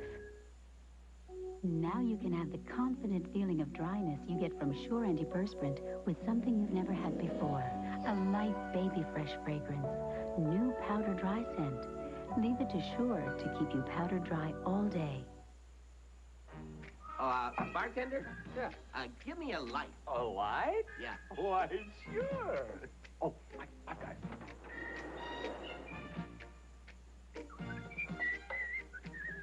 No, a Bud Light. If you want the great taste of Bud Light, ask for it.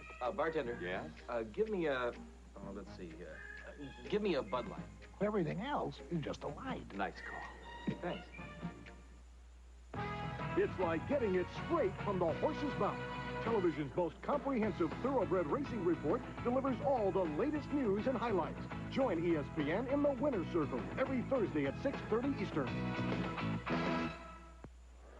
The only reason you bunt in baseball is to move runners along or to start an inning off to, get something started.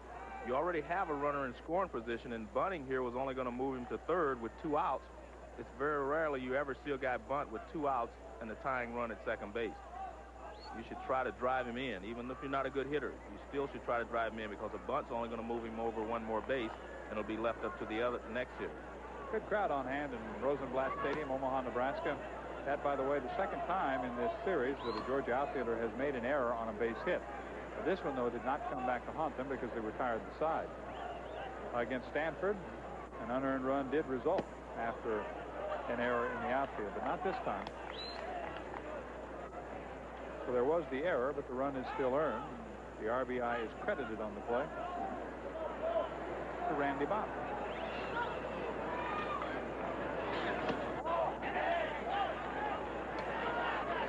So it's 3 balls and no strikes.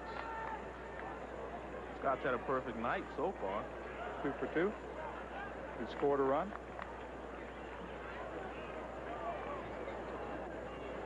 Fletcher now working on a 3-0 count on 4 pitches. It's his 3rd walk. And the leadoff man is aboard. 2nd straight inning that the leadoff man has been walked. This was a big problem for Arkansas in the 13-6 loss to Texas. 13 walks. 6 times the Longhorns got the leadoff man on. 4 times the leadoff man scored. What happens sometimes is when a guy has hit you hard, like Scott had, hit him too hard twice, you say, well, I got to try a different pitch or be a little finer with it. And you end up making mistakes, of course. It's 5 straight bad ones now. But he still seems to be trying to throw the ball harder than he's really capable of. He's overthrowing. And right in this case, you want a ground ball to try to get a double play, so he wants the sinker or the movement that he's been getting on the ball, sinking down and away from the left-handed hitter. Right there. Carter goes down the line foul. Steve is 0 for 2, but he reached on an error in the 3rd inning and scored a run. We have activity in the bullpen. Keith Helton.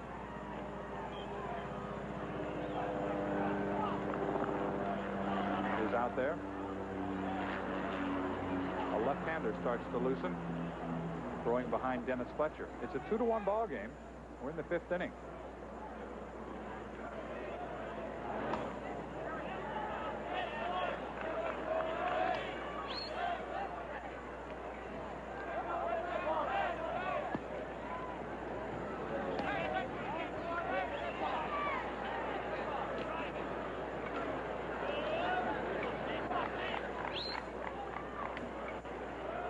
Two balls and 1 strike to count. Bolke aboard at first. Carter trying to keep it going for the Bulldogs. Runner going, and the pitch is fouled back. So Bolke was on the move that time. Carter fouled it away. He will back up and do it again. So as the coach told us, they don't do much.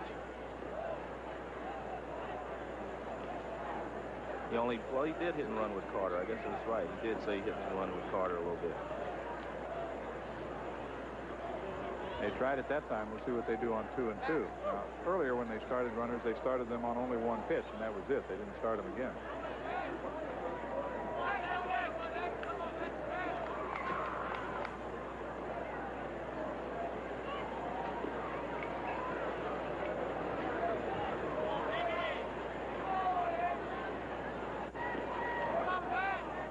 Waits on a 2-2 pitch. Bolke at first. Fletcher to the stretch. And to the plate. Grounded foul outside of first base. And again, we'll back it up and do it all over again.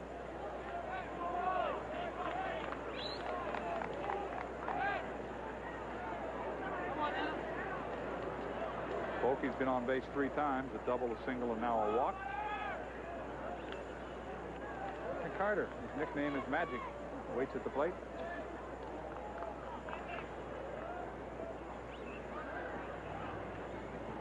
Fletcher taking a lot of time. And the count goes full. He walked Bolke on 4 pitches. He's now gone 3 and 2 on Carter.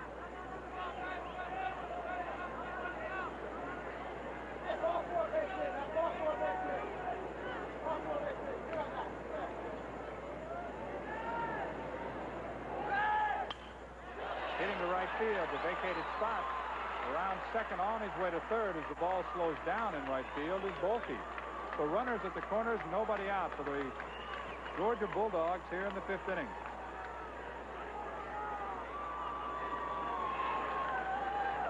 It's a breaking ball that he hangs up high. And Carter's able to hit it in the hole to right field. You see Bolke comes around to third. He didn't exactly turn I was it loose. He did that rather gingerly, didn't he? and that gives Roger Miller a chance. He's 0 for 2 tonight, 0 for 6 in the series, and he's been called out on strikes 4 times. Did reach on an error in the third inning. A chance for some redemption. It's a 2-1 ball game, and the Bulldogs trying to break it open here against Dennis Fletcher. Pops it up on the right side. Eklund into foul territory. 1 away.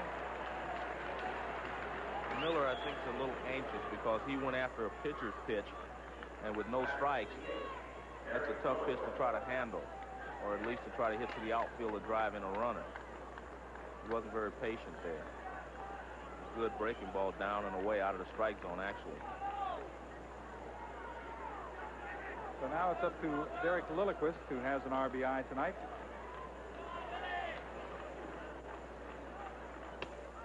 He hit a 3-0 pitch to the second baseman to drive in Steve Carter in the third. Both Georgia runs scored in that inning. Both were unearned. Lilliquist has grounded out to the right side both times tonight. Again, that big hole on the right side. Second baseman with 1 out shading towards second, and there's a lot of room on the right side. That's where Carter hit the ball. There's a big hole, as you mentioned, between first and second, as you can see. And a good left-handed hitter will try to take advantage of that hole at all times because you don't have to hit the ball very hard to get it through there.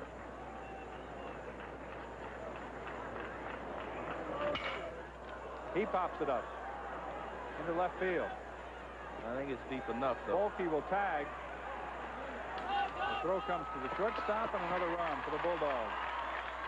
So Lilliquist gets the job done again, his second RBI of the night on the sacrifice fly to left field.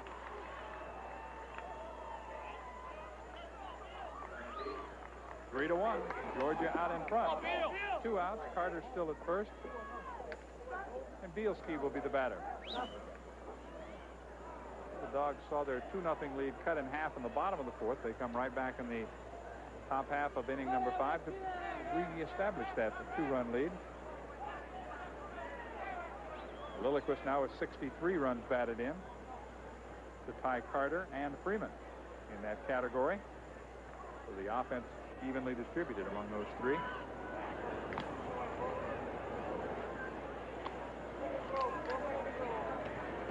Carter still at first. And the walk comes back to haunt Fletcher.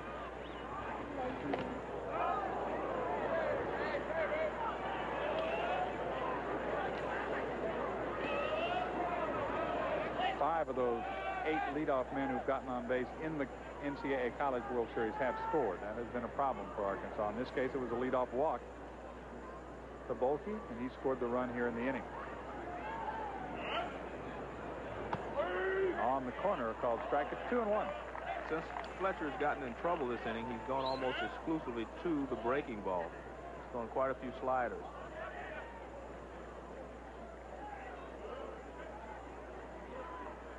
Joe and I will be right back here Monday night on ESPN to continue our live exclusive coverage of the NCAA College World Series. Oklahoma State, Barry Ward's Cowboys, winners over Arizona State 8-3 on Friday. A record of 57-11, taking on LSU. The Fighting Tigers beat Florida State on Friday. And then earlier today, it was Florida State eliminating Arizona State. The Sun Devils, the first team eliminated in 1987.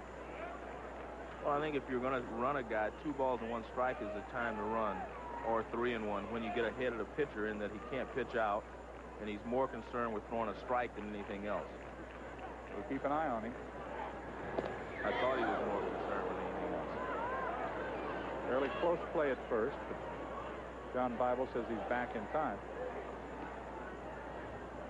That is almost a perfect lead in that it looks like the reason I'm saying that is he's up the baseline and it looks to the pitcher. The angle looks like he doesn't have as big a lead as he actually does, because the closer you get to the pitcher, the less the angle looks that he can tell how far you're away from the bag.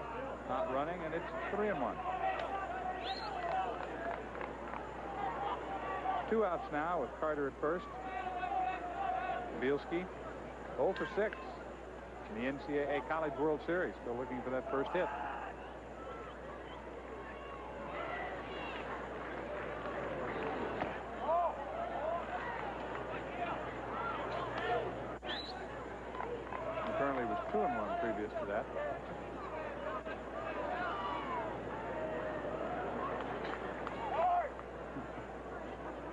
scoreboard now shows 2-1. Seems like he's been up there for an hour, doesn't he? He's thrown more than 3 pitches. We'll have to get the count straightened out.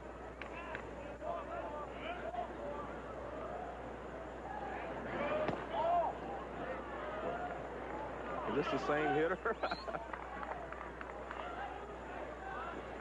It's been up there for 2 days. And all it's 3-1. I mean, we've talked about 3 pitches. He's going to stay there till he gets one he likes. That's not it. Now he walks.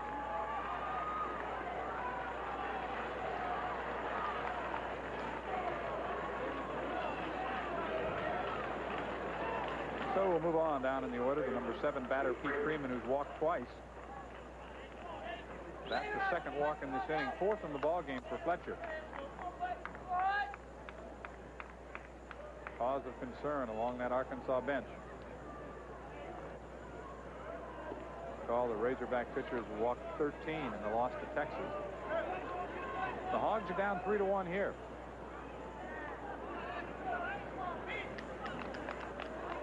Freeman capable of doing some damage. He's got 15 homers, 63 runs batted in. He's been on base twice tonight.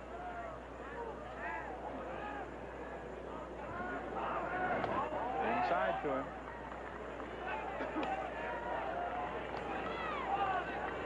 So Dennis Fletcher is struggling in this 5th inning.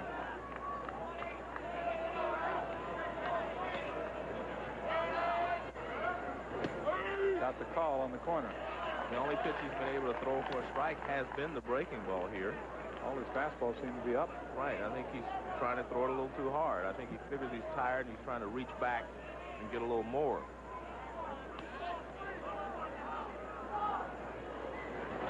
Good strike. Throw through to second. They've got the runner caught off. The rundown continues. And that's the tag that ends the inning. So Steve Carter got picked off at second. The caught stealing ends the inning, but one more for the Bulldogs. They expand their lead halfway through tonight's game. It's 3-1, Georgia over Arkansas.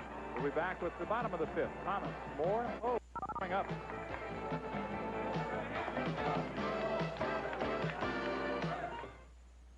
Another bigger week on Sports Scene is coming up. Starts off Monday night with some open line and some golf talk. Yeah, golf talk, and then we'll be down in Oklahoma City, Bill, on Thursday night. The Oklahoma City 89ers play the Texas Rangers.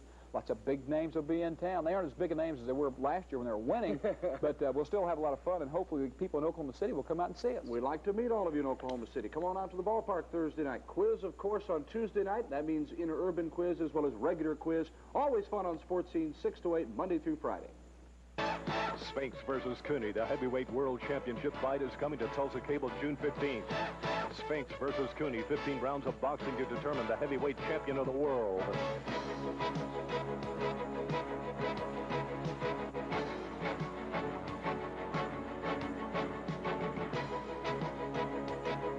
Spinks versus Cooney, June 15th, exclusively on Tulsa Cable. Pay-per-view disclaimers go on sale Monday, June the 1st.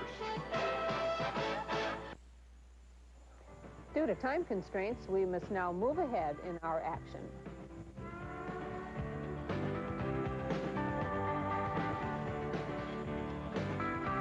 ESPN's live presentation of the 1987 NCAA College World Series is being brought to you by Napa Auto Parts Stores. Call 1-800-LET-NAPA for the nearest location.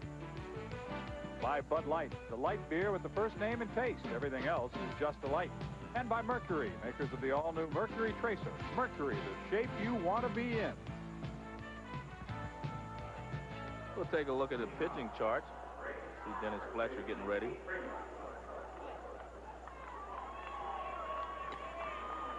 There we go. There we are, Dennis Fletcher. See the pitches, balls, and strikes. 96 pitches at halfway is quite a few pitches, actually. And he's pitched a good ball game otherwise. Strikeouts to walk ratio is pretty good. But 96 pitches after 5 innings is a lot of pitches. That means he would throw almost 200 pitches if he completed the ball game. I think the big question there would be if. Right. Ground ball to short. Cisco to Eklund. 1 out. We'll go downstairs now to Tim Brando. We should mention that Helton is ready. Keith Helton, the left-hander. They had him warm. As a matter of fact, John and Joe, Fletcher was one batter away, perhaps, from being out of this ball game in the last inning. He has battled, and pitching coach Dave Jordan told me that he's always been difficult to figure, but when you look at the number of pitches that have been thrown, and there have been many so far, if they start hitting him with any degree of depth, 1-2 hits in a row, he could be out, and Helton could be right back into this game. Well, I think that's also the question that we were raising up here with the number of pitches, how long he would be able to go. I think what you have to do, anytime you look at pitcher statistics, you have to gauge those over 9 innings ball game. For instance, if you guys thrown 69 innings, you have to divide that by 9 to come up with what he does in an average ball game. By that I mean if he strikes out 70 guys in 69 innings, obviously he strikes out more than 9 guys a game, and that's what you have to project it on for it to make any sense, because if you just look and say 69 2/3, 80 walks, all this, it really doesn't mean anything. Let's pop foul on the right side. Eklund to the fence, and it drops out of play. In the little open area between the grandstand and the bleachers. And it's 1 ball and 2 strikes on Michael Turner. Turner is 0 for 2. He's been on base one time, reached on a walk. Michael had 3 hits in the loss to Stanford. So he's 3 for 6 in the NCAA College World Series.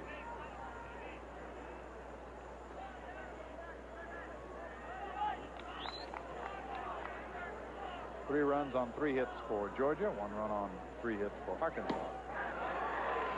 And that's strikeout number 3. He didn't seem to be fooled on that pitch, but I guess the speed had him out front, because he seemed to be right on the breaking ball. You'll see here, he has a good swing at it, but I guess the speed fools him. See, he's not really, he has a good swing. Actually opened up a little too soon as well, so it was the speed that fooled him. Pat Swift now. Pat looking for his first hit in the NCAA College World Series. The battle for the national championship of collegiate baseball. 7 teams remain. Arizona State has been eliminated. And one of these 2 teams in this double elimination tournament will go home after tonight. Fouled out of play over the right side. One of the rare changeups that Dennis Fletcher throws. He told me he would only throw a few during the ball game. It's not one of his main pitches.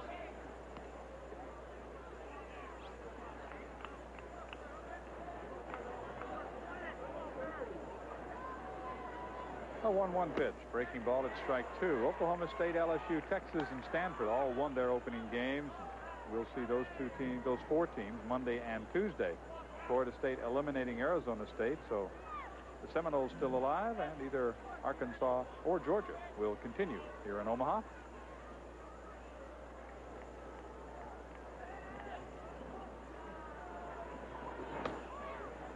And of course, with the suspended game last night in the rain, Georgia in the unenviable position of having the opportunity to lose 2 games in one day and be eliminated the same day.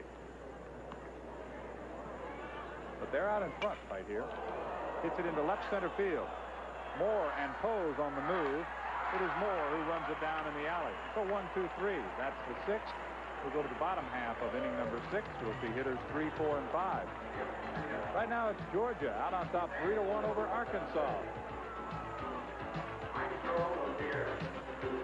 The ball hit well in the alley into left center field, but Moore and Pose close on it, and Moore ends the inning just like that.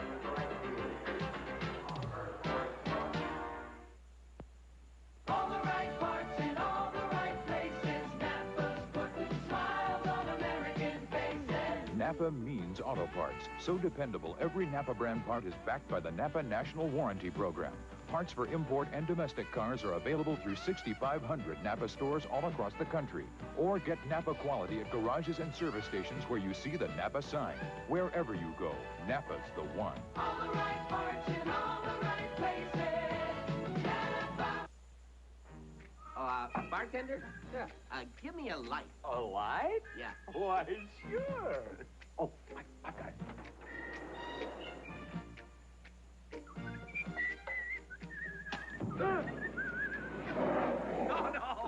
Bud Light. If you want the great taste of Bud Light, ask for it. Bartender. Yes? Give me a... Oh, let's see. Give me a Bud Light. Everything else is just a light. Nice call. Thanks.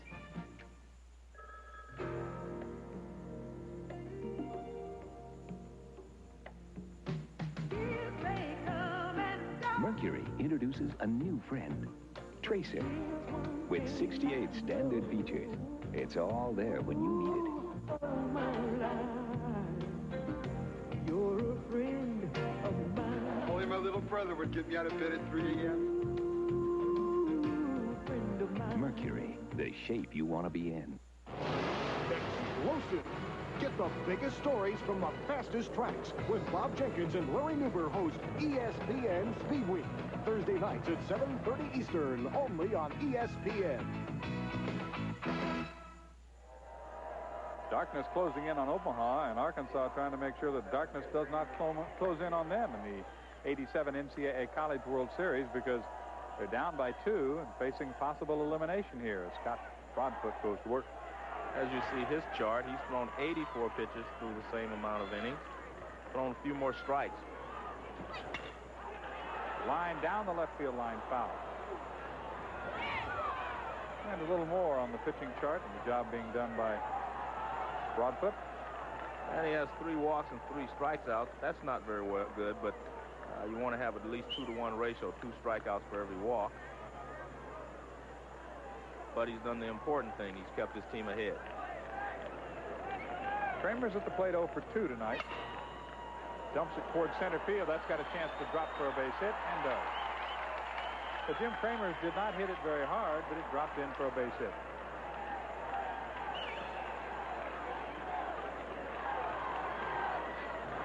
This is a high fastball, and he doesn't get the barrel out. He jams him a little bit, and he hits this little dumper in the center field. Too deep for the shortstop and second baseman, and too shallow for the center fielder. The Kramers, nicknamed Non-Dairy, will take it. Is that Chris's? No, yours? that's truly is. Oh, okay. I'm sure Chris will love it, though. Skeels has walked twice and scored 1 run. That's the only run for Arkansas. They're down by a pair. It's 3-1. Razorbacks trying to get the offense going a little bit. And, of course, we're talking about Chris Berman, the ESPN announcer. ESPN Sports Center announcer. Arkansas had 6 hits and 6 runs against Texas. There's a line drive base hit to center field. He didn't jam him that time, did he, Joe? He drilled that ball to center. First hit in the series for Andy Skeels, and back-to-back singles lead off the bottom of the 6th inning for Arkansas. As they say, when you're 2 runs down, you're a bloop and a blast away from the tie ball game. They got the bloop, and this is a blast. It's just too low. And the pitcher's trying to protect himself by getting out of the way, and he does a good job. So now Troy Eklund, who's lined out to third, and grounded out to the pitcher. Eklund has a conversation with third base coach Doug Clark. And for Georgia, this is Chris Carpenter. He pitched earlier today, pitched a couple of innings, finished up that ball game for Georgia, pitched the 8th and 9th, and pitched very, very well. They get a chance to do it again. Pitched 2 NCAA College World Series games in the same day. Defensively, they play for the bunt with the runner at first and second, and the first baseman, Freeman, was charging on the plate. Turner was not coming all the way on the plate. The third baseman.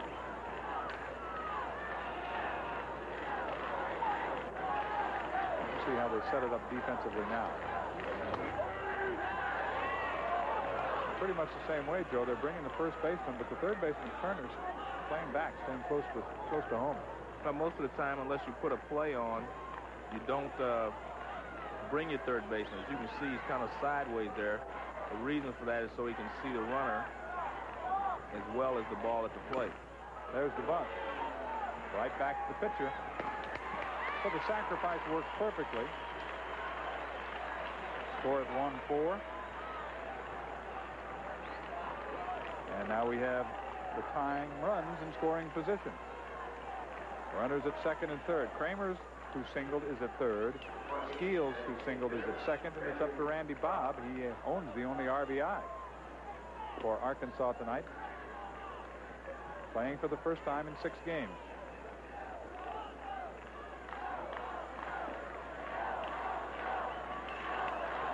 Now, obviously, Coach Norm DeBryan put him in the lineup strictly for this reason. Give him a chance. He's driven in 1 run tonight with a hit. He's 1 for 2. Drives this one deep to left field. Back to the wall. It's gone. A 3-run homer. And just like that, the Razorbacks have taken the lead.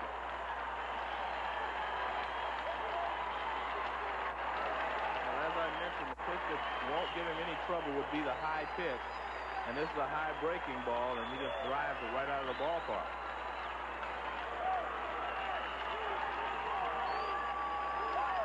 A big blast for Bob, his 5th home run of the year. He has 4 RBIs in this game, all of them for Arkansas, and the Hogs have moved ahead of the Dogs. Well, this pitch is high, and therefore you don't have to use your hands as much. Just use your brute strength, and he drives the ball right out of the ballpark. Way out, in fact. Bolke in left field didn't move very far. Don't hurt your finger with a high 5.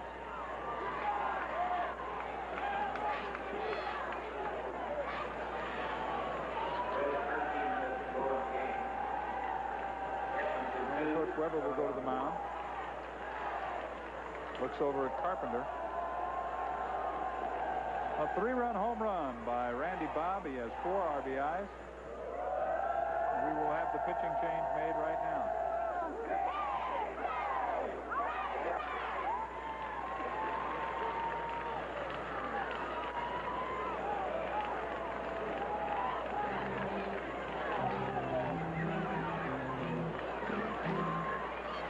That'll do it for Scott Broadfoot. He leads with his team down by a run. It's 4-3. Arkansas on the home run by Randy Bobb has regained the lead. We'll be back.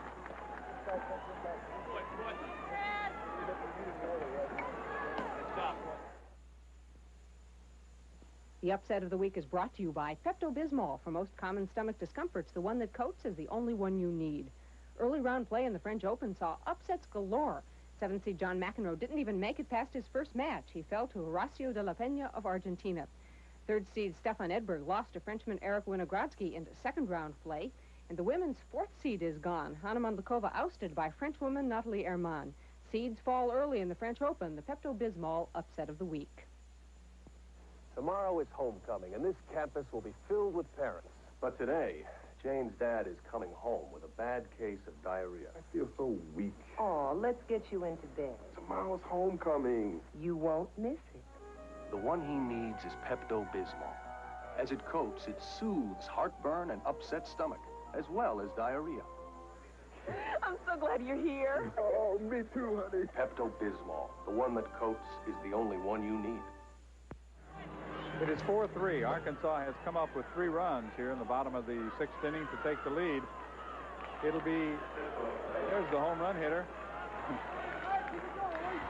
Carpenter comes on in relief. Chris Carpenter actually came in last night in the 6th inning, pitched 2 innings last night. Came back again this morning in that rain-suspended game, pitched 2 innings this morning. So he worked a total of 4 innings in that game. Gave up 3 hits. 4 strikeouts, 1 walk. Did not allow any runs. Seems to have good velocity on his fastball and good movement. And he's been a relief pitcher most of the year, so he knows exactly what his arm can do and what he can't in certain situations. Well, tip of the hat to you. You said a bloop, a blast. Actually, they got a bloop, a couple of a bloop, a blast, and another blast. Right. And they have the lead, 4-3. 6 hits now for Arkansas. Cisco is caught looking. All 6 hits came off Broadfoot, and all the runs charged to him.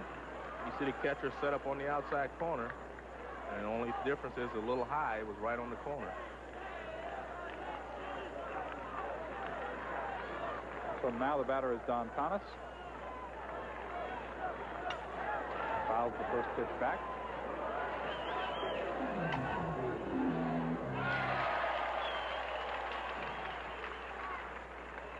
Chris Carpenter very effective against Stanford in his 4 innings of work.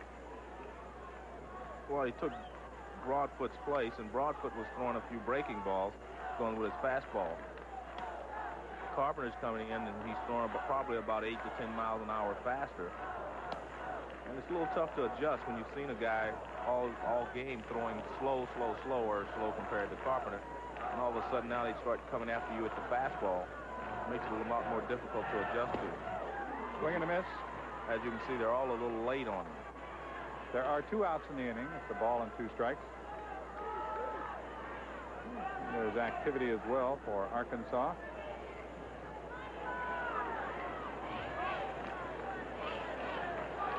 That's the starting pitcher, Dennis Fletcher. He's trying to stay loose in what has turned out to be a rather lengthy inning. I'm sure he'll take it, though, even if he has to go throw it. Yeah, he won't complain. Keep that arm from getting stiff. You just saw a pitch there to completely tie Don Thomas up. So the fastball running in from Chris Carpenter. He's been throwing the fastball away, and he ran that one in tight. There was nothing that Thomas could do with it. Now he's back outside again. And just missed outside. The count evens at 2 balls and 2 strikes. 2 outs, and following the home run by Randy Bob, there's nobody aboard. Bob has all 4 RBIs for Arkansas. Yesterday for the Razorbacks, Jim Kramer's had 5 of the 6. So all of their run production has come from 2 players in the lineup. Of course, Bob did not play yesterday against Texas. He actually had missed 6 ball games in a row, John, so it's great hitting to walk out here and miss 6 games and come out just driving 4 runs. But I guess it did take him a little while to get started. He made an out his first time up. Well, he was safe on an error. Right. Good fastball right on the called corner. strike, and that'll do it. Carpenter comes on to pick up 2 strikeouts and end the 6th inning. But it's a big 6th inning for Arkansas because the Razorbacks come back to take the lead 4-3. Little celebration time for the Hogs.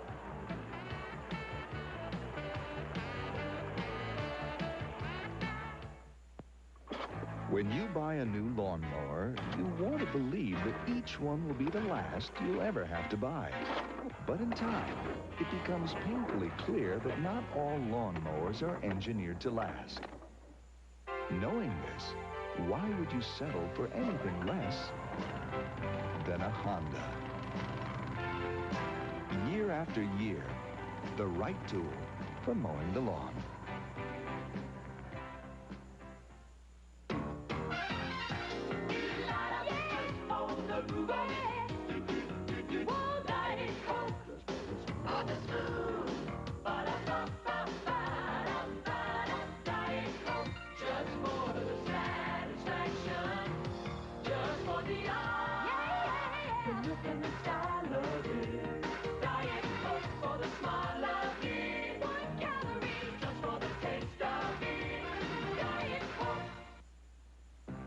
Feel the excitement of championship college baseball.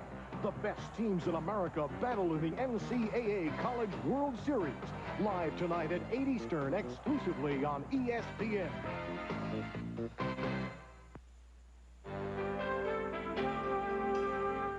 Before his starting assignment in the title game, Eddie Delzer of Florida State had pitched only 2 shaky innings of relief in the '84 World Series.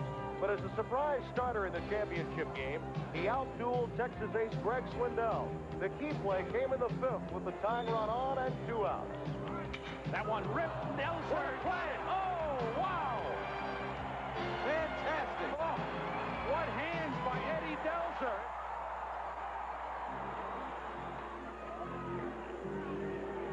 We are in the 7th. Arkansas has come up with 3 runs in the bottom half of the 6th inning to grab the lead. So the rally caps are on. And some of them are serious. Yes. Top of the order in the 7th inning. It's a 4-3 ball game.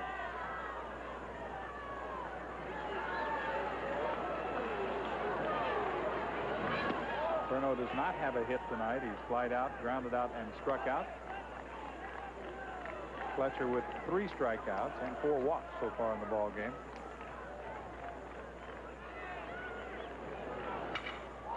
Drives this one into left center field. Moore to the warning track. Can't catch up with it as it bangs the wall in left center field. Perno around second. He'll stop with a double. So a leadoff double, and back come the Bulldogs.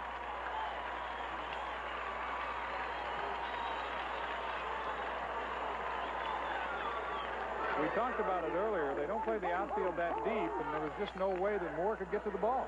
Well, Perno crushed this ball in a high pitch, and he hit it high and deep to center field, and you can't get back there. The ball hits the wall in the air, and it bounces away, but he really hit the ball hard there. He went the other way with it a little bit. Sets the table for Scott Bolke. Bolke is 2 for 2. Scored 2 runs. And he'll try to pick up that tying run. We're in the 7th. Chopper to third. Through into left field as Thomas cannot field it. Perno stops at third, and runners at the corners.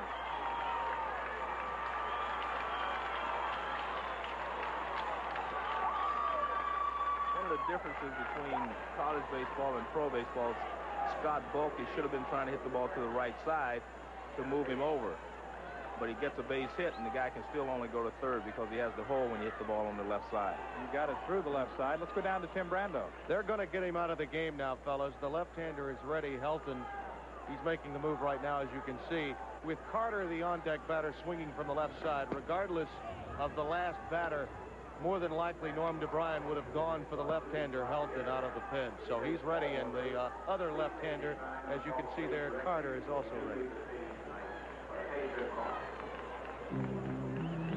So the pitching change will be made in Omaha, Nebraska. Arkansas trying to hang on to a 1-run lead, and the Bulldogs of Georgia trying to survive.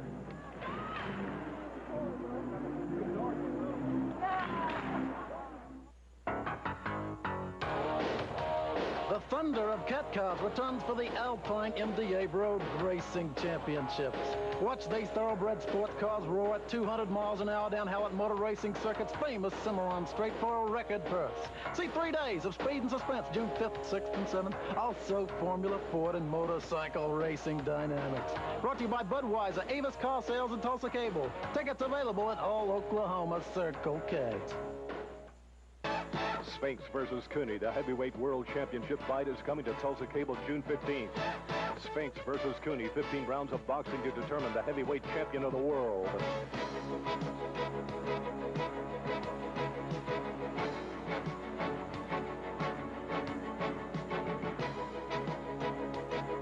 Sphinx versus Cooney, June 15th, exclusively on Tulsa Cable. Pay-per-view describers go on sale Monday, June the 1st.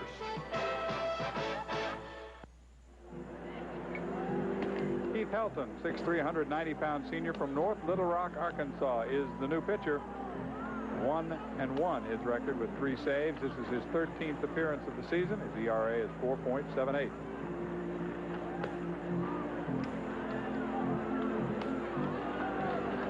Close the book on Fletcher partially. Can't finish off the runs yet because 2 men on base are his responsibility, but he gets credit for 6+ innings, 5 hits. 3 runs so far. Only 1 of the runs is earned. The Georgia bench seems to be very relaxed now. But they have not turned their rally caps around yet until they get these guys across the plate, right? Yeah, but they're relaxed. I like that. Perno and Bolke aboard. Bolke has 3 hits in the ball game. Carter got a base hit his last time up. 2 of the next 3 batters swing from the left side. Carter's also reached on an error and scored.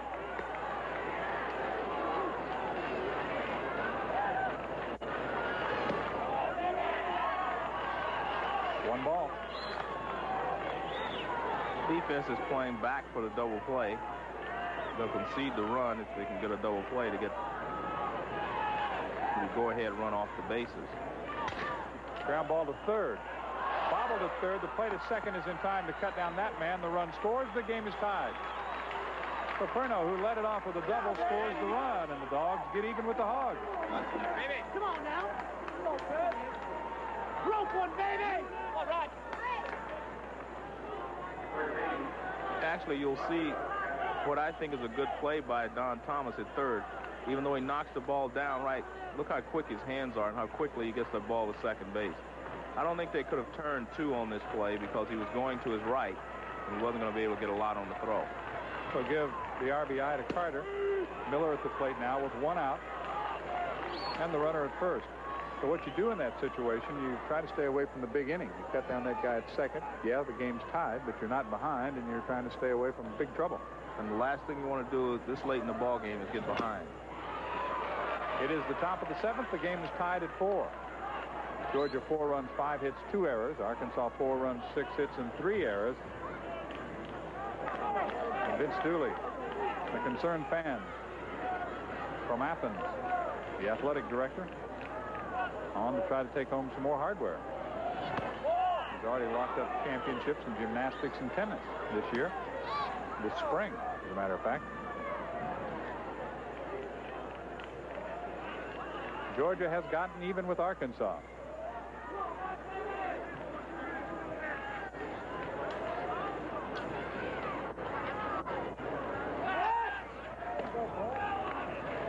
Carter had not strayed very far. Carter was picked off last time he got on base by the catcher. Caught in a rundown and eventually tagged out. And he was in scoring position then at second base.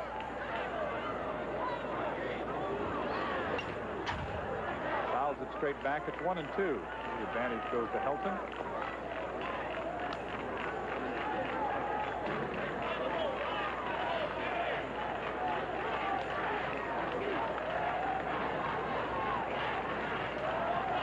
Ball game in the 7th inning. We've got a good one going in Omaha. Pretty close. Real close. Batter at the plate. Roger Miller did a little acting on that play. The pitch didn't miss by very much. For a guy that's been called out on strikes 4 times in this World Series, I don't know how he could take that pitch. Miller is 0 for 7 in the NCAA College World Series. 2 balls, 2 strikes. Carter at first. Let's go over to first base here. Eklund has to dance over Carter. For a lot of you fans at home, if you could watch the catcher's signs, and he gives you a thumb over toward the bag, over toward first, that means he wants the pitcher to throw over there. Now he wants to pitch away. And he gets it away. And all Miller can do is reach out and foul it off. A lot of times if you're watching a ball game, there are a lot of little games that go on during the game, within the game actually. When the catcher and the pitcher is working together properly, it's a thing of beauty. That's an interesting rally cap position there. And just a flat-footed toss to first base. It's 4-4 here in Omaha, Nebraska.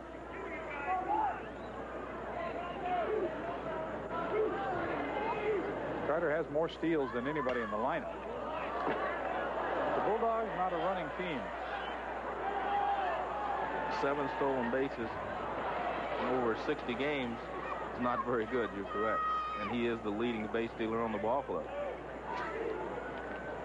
Well, he's playing for a coach, Steve Weber, who simply doesn't have the stolen base as part of his repertoire. He subscribes to the Earl Weaver theory of the 3-run homer, huh? Another 2-2 pitch is due Roger Miller. This should be a breaking ball inside or a slide or something inside. Yeah, called him out on strikes. Right on the inside corner. Well, the first strikeout of the ball game for Helton, and he's trying to avoid big trouble here if he can get out of this inning. He's thrown a couple of pitches away. Now he goes back inside, and he ties Roger Miller up completely. Miller was looking for the ball away.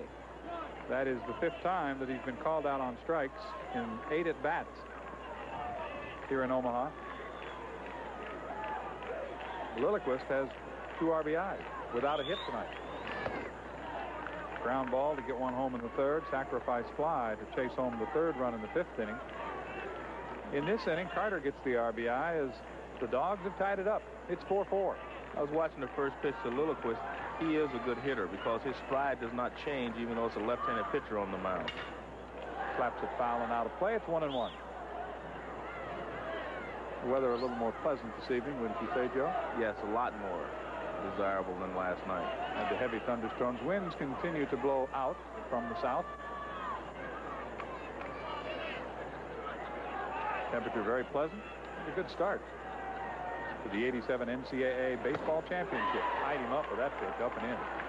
You've seen him throw a fastball away. You've seen him come back inside with the fastball. That's good pitching. You throw a fastball away or a breaking ball away, and then you come back inside to keep him honest. And he got lucky and had him chase a pitch. And again, there's that little quick flip to first before he really gets back on the rubber. I think a left-handed pitcher is far more effective against left-handed hitters if he can throw the fastball inside. Everyone says, well, you throw the breaking ball away. That's true. But you can't always get it away. But if you can throw that fastball inside, they've got him picked off. And he's tagged out. So the second time in the ball game, the Carter's been picked off and caught stealing. That'll do it for inning number 7. But the Bulldogs come up with the run they needed to tie this one up. We'll go to the bottom half of the 7th inning. 4-4 is our score. Moore, Pose, and Zane coming up for Arkansas. The Hogs will try to go to work on the Dogs. And this is the way the inning ended.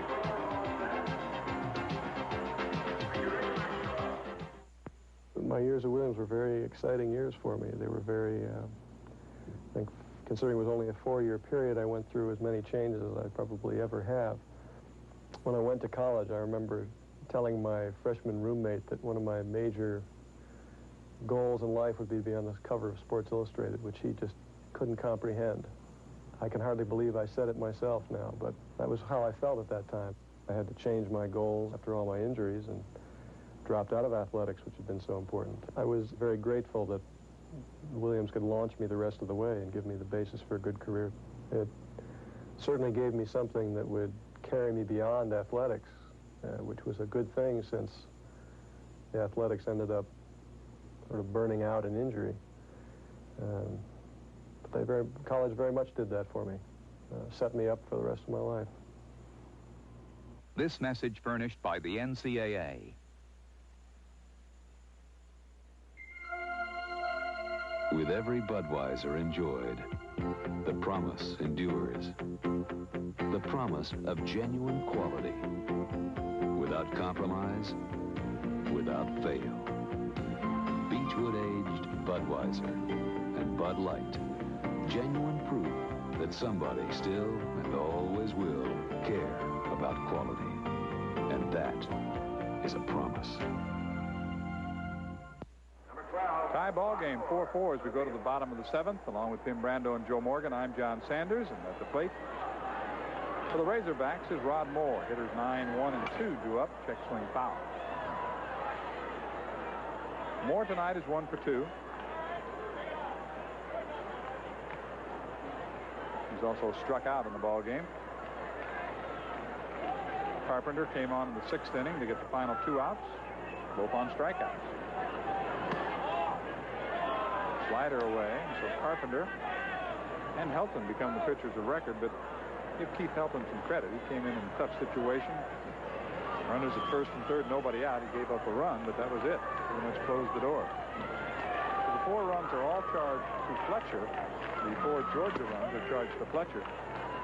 2 of them earned, 2 unearned.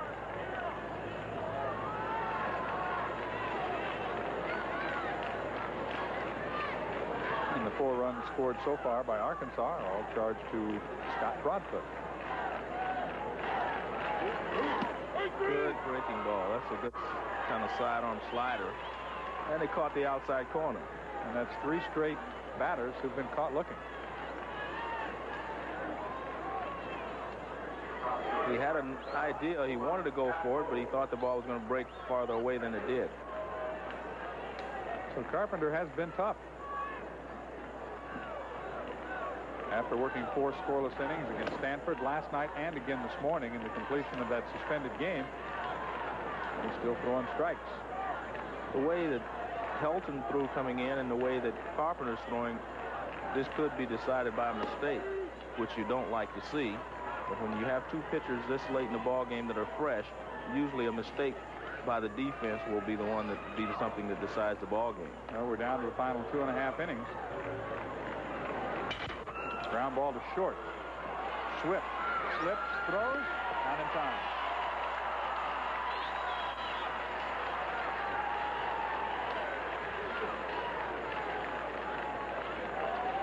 He feels it cleanly, but he goes down on his knee, and all he could do is get up and throw it, and the guy beats it out. He's flying anyway. That's a base hit. So that's base hit number 7, an infield single for Scott Pose with 1 out. And the batter is Kelly Zane. Takes a strike. It's an infield hit, but it's the kind of play you like to see your infielders be able to make. Well, they're supposed to make it, but he's lost his balance. Actually, he was trying to make sure he stayed down on the ball, keep it from going between his legs. He did a good job with that, but he got a little bit off balance. It wasn't an easy play. Kelly Zane is 0 for 3. I like the movement of the ball that Carpenter has. I mean, his ball is really live. Pitch out. And Pose, who has 20 stolen bases, is not going anywhere. I think the last thing you want to do here is worry about Pose at first base. You have to worry about getting the next 2 hitters, and then he can't score. You do not want to divide your attention here and not make a good pitch to the plate. This late in the ball game, you have to get the hitter out. You've lost the hitter at first. You have to control the other next couple of hitters.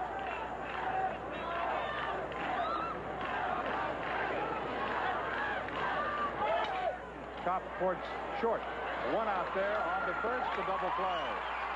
That's the way to do it. Swift was on the move on the play and ran right into that double play. So that ends the inning. We're still tied at 4 as we go to the top half of inning number 8. Lilliquist, Fields, Freeman coming up.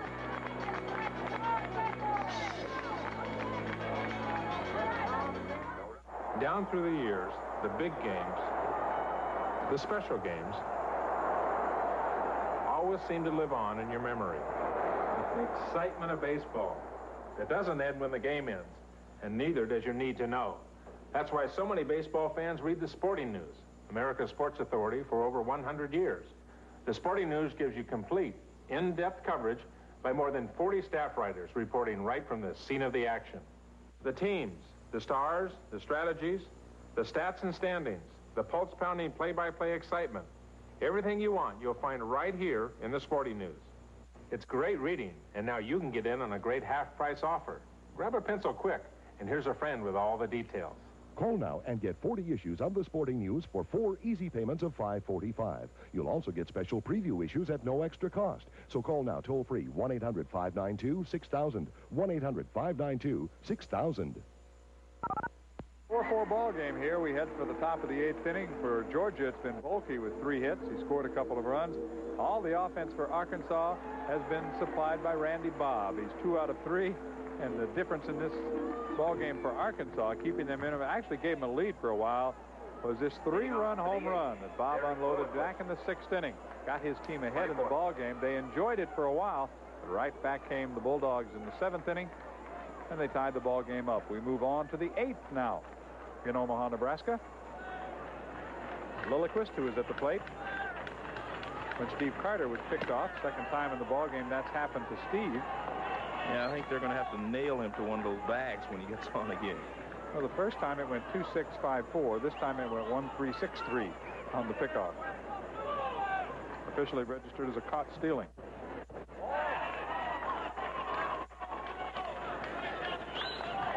Two balls and no strikes. Lilliquist with a couple of RBI in the game. 0 for 2 officially. And 1 for 6. In the NCAA College World Series, 1987. And we certainly hope you enjoyed ESPN's live coverage of the Stanley Cup Championship. Hats off to the Edmonton Oilers. They win another title. Slicing into left center field. Moore has to run a long way and makes it. That's good communication there in the outfield, because you'll see Moore take charge here and say, I've got it, and the center fielder is in control. See, that's very good communication because actually the left fielder had a chance of catching it also. The center fielder is in charge. He took control, and that's what you want, especially late in the ballgame. You can't have people colliding out there. Bielski right now batting .324. So he's dropped 3 points off his average tonight, but he's 0 for 2. Been on base 1 time. Walked. Still looking for his first hit in the NCAA College World Series. He's 0 for 6. He's overmatched right there. 0-1.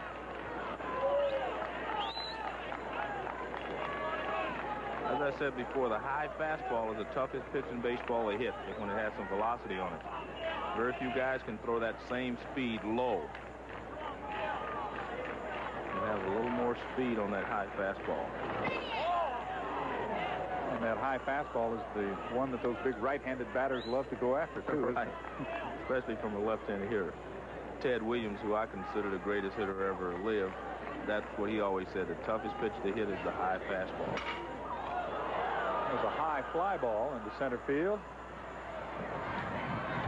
And Moore will have his second put out of the inning. And in my experiences of playing, I'd have to agree with him. Every once in a while, I could make contact with some other pitches, but that high fastball was always tough. One of the reasons guys like Nolan Ryan and those guys have been great over their career because he throws the high fastball so well. 2 up and 2 down in this, the 8th inning. Freeman 0 for 1. He's walked twice. Georgia and Arkansas battling to stay alive in the '87 NCAA College World Series. That slice to right field. Kramer's near the warning track, makes the catch. 3 fly balls, 3 outs. We've played 7.5 in Game 6. We're all even between Georgia and Arkansas at 4-4. We'll go to the bottom half of inning number 8.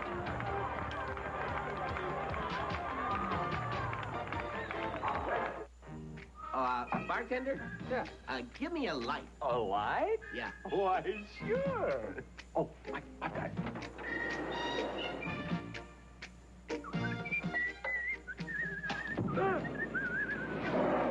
No, a Bud Light. If you want the great taste of Bud Light, ask for it. Bartender. Yes? Give me a... Oh, let's see. Give me a Bud Light. Everything else is just a light. Nice call. Thanks. If you use these credit cards to buy gasoline, you have to pay more than the cash price. But at Shell, you don't have to pay more than the cash price. You pay the same price, cash or credit. So right now, Shell stations are accepting these cards, and you can ask for a Shell card of your own. There is a difference between our card and their cards. We don't charge you more to use ours.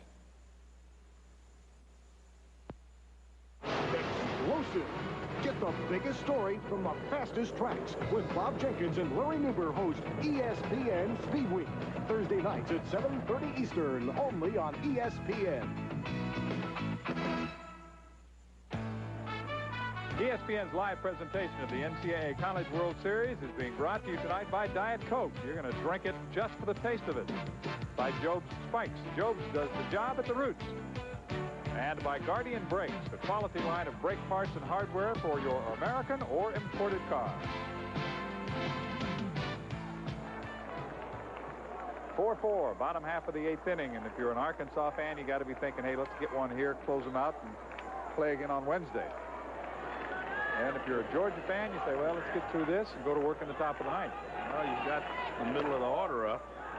Hitters 3, 4, and 5, Kramers, Skeels, and Eklund to face Carpenter, and Carpenter's just been terrific. He's given up 1 hit. Against someone else, you may have a shot at breaking it open, but Carpenter's shown me that he is an excellent relief pitcher, and it's going to be tough to score any runs off of him. That's why I say I think your mistake is going to determine who wins the ball game, although I hope I'm wrong because I hate for that to happen.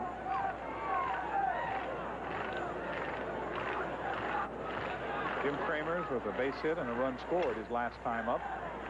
It's 2 balls and 1 strike as he fouls that one back. Our attendance officially tonight, 12,429, and they're running about 3,000 behind the record total that they set at the NCAA College World Series back in 1985. And that was the last time the Razorbacks of Arkansas added to that attendance total with their fans. They finished 3rd in 85. Coach Norm DeBryan.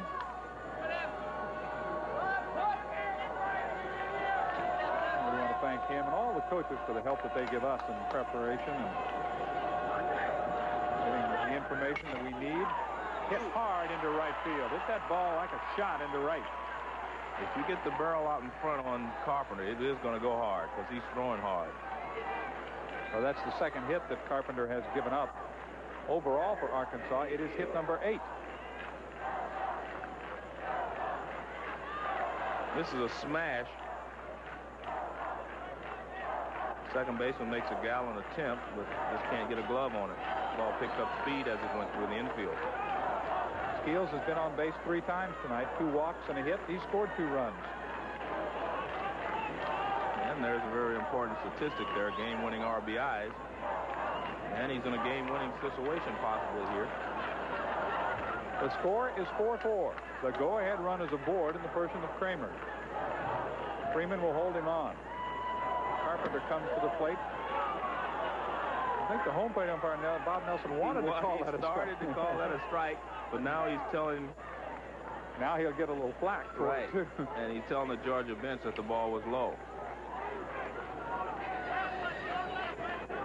That's the movement on his fastball. The ball did sink.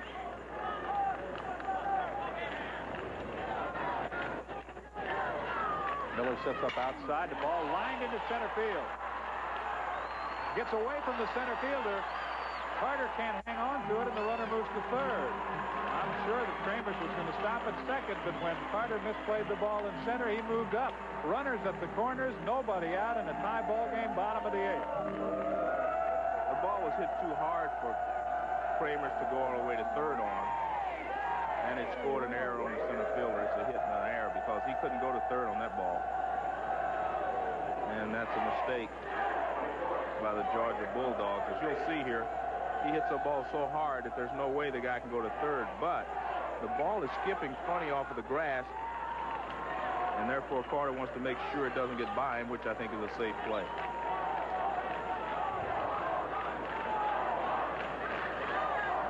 So the infield has to come in this tie ball game. You do not want to give up a run this late in the ball game. You can't play back for the double play now. It's the bottom of the 8th inning, and Georgia actually gets scored upon. Will only have 3 outs to try to catch up. So I think you have to play the infield in, cut the runner off the plate.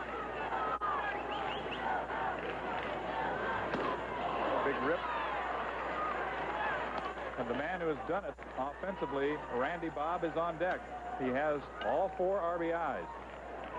I think this is a situation where Carpenter has to go for the strikeout, or he has to make sure he gets the ground ball. So what I'm basically saying is he has to throw the sinker and make sure he keeps it down, or he has to throw the high fastball. You can't get the ball in the middle of the plate or throw a breaking ball.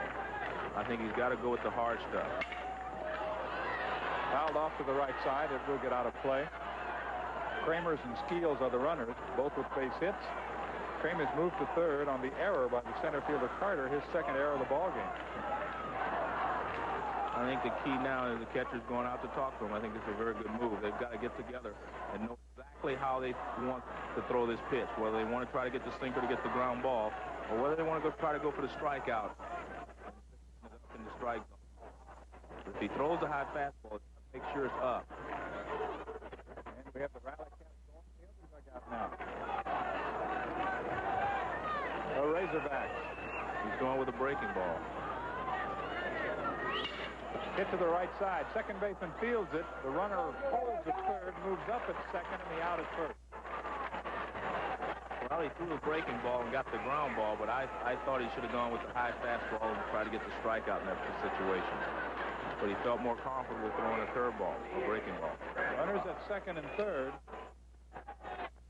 Couldn't get it past Perno at second. That's a high breaking ball. Actually, it hangs up there. The question is, will they pitch to Randy Bob? And I don't think so. It may not show up in the box score that way, but if there would not have been an error in center field, they would have had runners on first and second. That was a double play ground ball.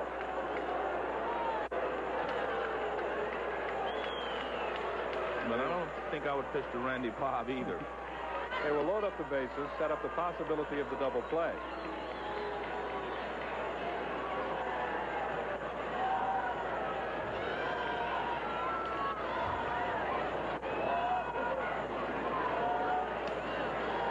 put it on the shoulders of Mike Cisco. I mentioned that Mike got the game-winning RBI in the regional championship game. He'll get a chance with the bases loaded and one out here. Singles by Kramers and Skeels. An error tossed in to move the runners up into scoring position, actually. The intentional walk now to Randy Bob.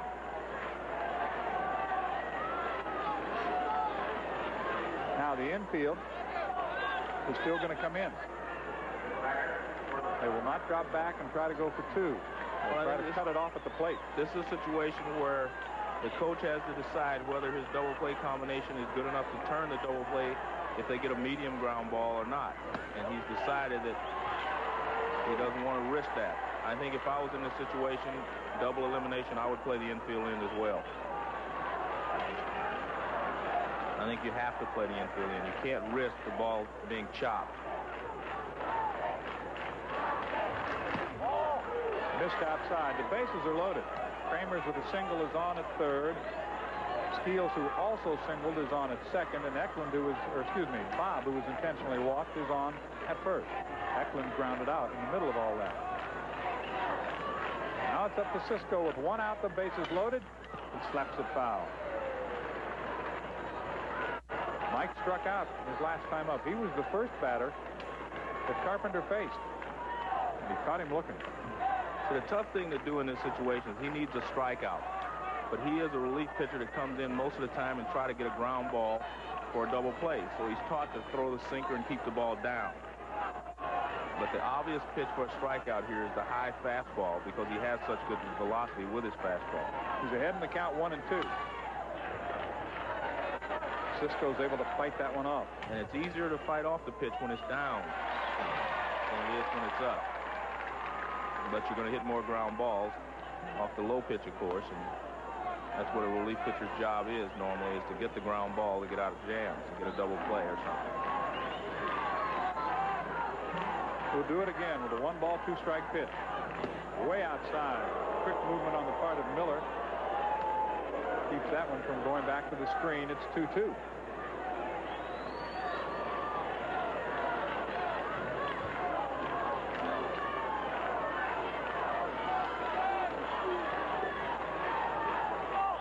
Steve Weber in the middle looking on, trying to position his outfield defensively. The infield in all the way around. The outfield is shallow. Got one on the inside and gets the strikeout. That was an excellent pitch. He had a lot of movement on the ball in, too. We'll see that pitch again. And watch how that ball really bores in on the right-handed hitter. Cisco has no chance on this. Watch, it starts there. See how it's chasing him? And it really bores in. Watch the ball. It starts in the inside corner and just continues to bore in on him. Look at the movement on that ball. That's great movement. So now it'll be up to number 8. They're going to pinch hit Jim for Phillips, Tom Thomas. not Don Thomas. No, they're pinch hitting for him. That's right. It is not Don Thomas. It's a left-handed batter, Jim Phillips, off the bench.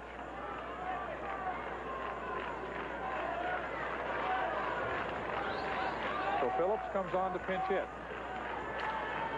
Got a 296 average inside to him. We go to the lefty.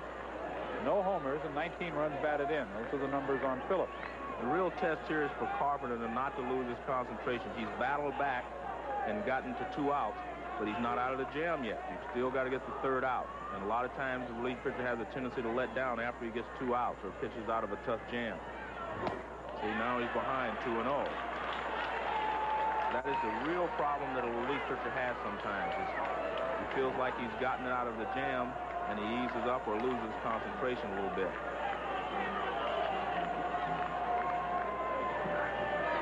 Phillips looks at a strike. It's 2-1.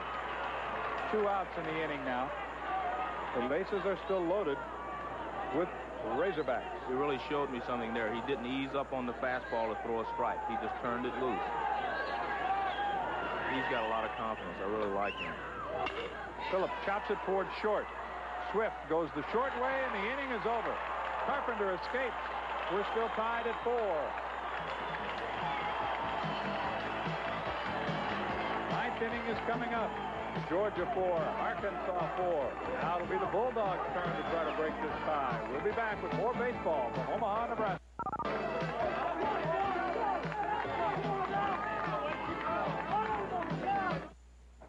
from the investor's point of view with Charles Schwab. I started Charles Schwab & Company from the investor's point of view. You save on commissions at Schwab, but you also get a level of service that will surprise you. I take this 11:30 red-eye about once a week. Restaurants are closed, newsstand is closed, but my broker is open 7 days a week, 24 hours a day. Wherever you are, no matter what time of day or night, Charles Schwab. you can place an order with Charles Schwab & Company every day. Placing an order at this hour? That's one of the reasons I wouldn't invest with anyone else. Fast service, big discounts, 24 hours a day, 7 days a week. I'm Charles Schwab, and that's the way I see it, from the investor's point of view. If big discounts and quality service make sense to you, call now for your free booklet, What a Discount Broker Can Do for You. Call now, 800-372-3000, toll-free. That's 800-372-3000. For a ball game, and we're going to the ninth in Game 6 of the NCAA College World Series in Omaha, Nebraska. A freshman at third base, Greg DeAlexander from Allen Park, Michigan. He's only 18 years old. He'll take over and play third, replacing Thomas. And Thomas went out for the pinch hitter, Phillips, in the bottom of the 8th inning. Golden opportunity goes by the board for Arkansas, and let's see what that does for the momentum, the enthusiasm of the Bulldogs of Georgia. Well, usually it really changes your position. I think now Georgia is the team to beat. I think they have a lot of inspiration now that they got out of that jam. Turner fouls it back off the mask of Steels. I think the toughest job in baseball is to come in the late innings and play defense. And that's what they're asking DeAlexander to do. When you come into the ball game late, the only thing you can do is mess up. There's nothing you can do that's positive, really, because you probably will not get the bat. A late inning defensive replacement is under a tremendous amount of pressure. And especially if you're a freshman. He is truly on the hot corner.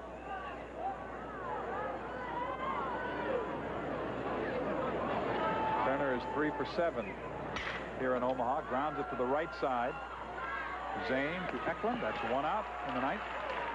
Of course, you talk about the momentum and it being on the side of the Bulldogs, but it can go so quickly. Yes, it can. In a game like this, back the other way.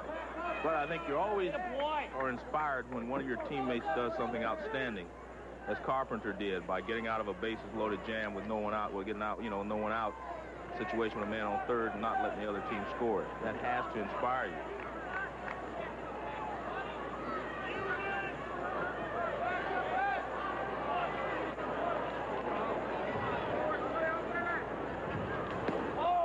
Ball one. Well, let's give some credit to both bullpens here, because Helton coming on in a tough situation in the 7th. On a ground ball, they got a run home. The run, of course, was charged to Fletcher, but he's done a pretty good job as he works now in this inning. His third at relief, and that's chopped toward Zane again. Nice high hop. So 2 up and 2 down in the ninth. And for the momentum to switch back to Arkansas, all he needs to do is retire them, run 2-3 very quickly, and get back at Carpenter, and I think the momentum will shift back to Arkansas, because Carpenter just worked out of a jam, and if he has to go right back out there, he's back under pressure again.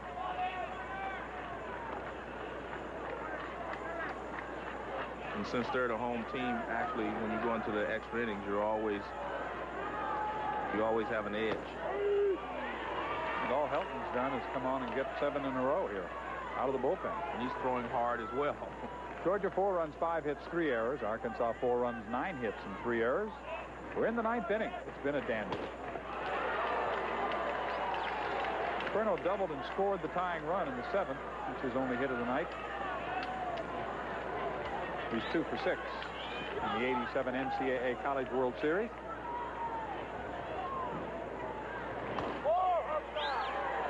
I tell you, watch Helton. He has good motion for a pitcher in that he has a slow wind-up, and then he really pops the ball on you. That slow motion. Look at this slow wind-up, and then he lets the ball go. That's tough.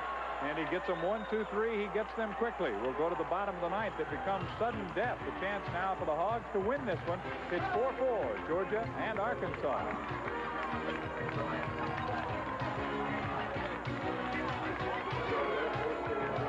Don't just ask for a light beer. Give me a light. Ask them to bring out their best.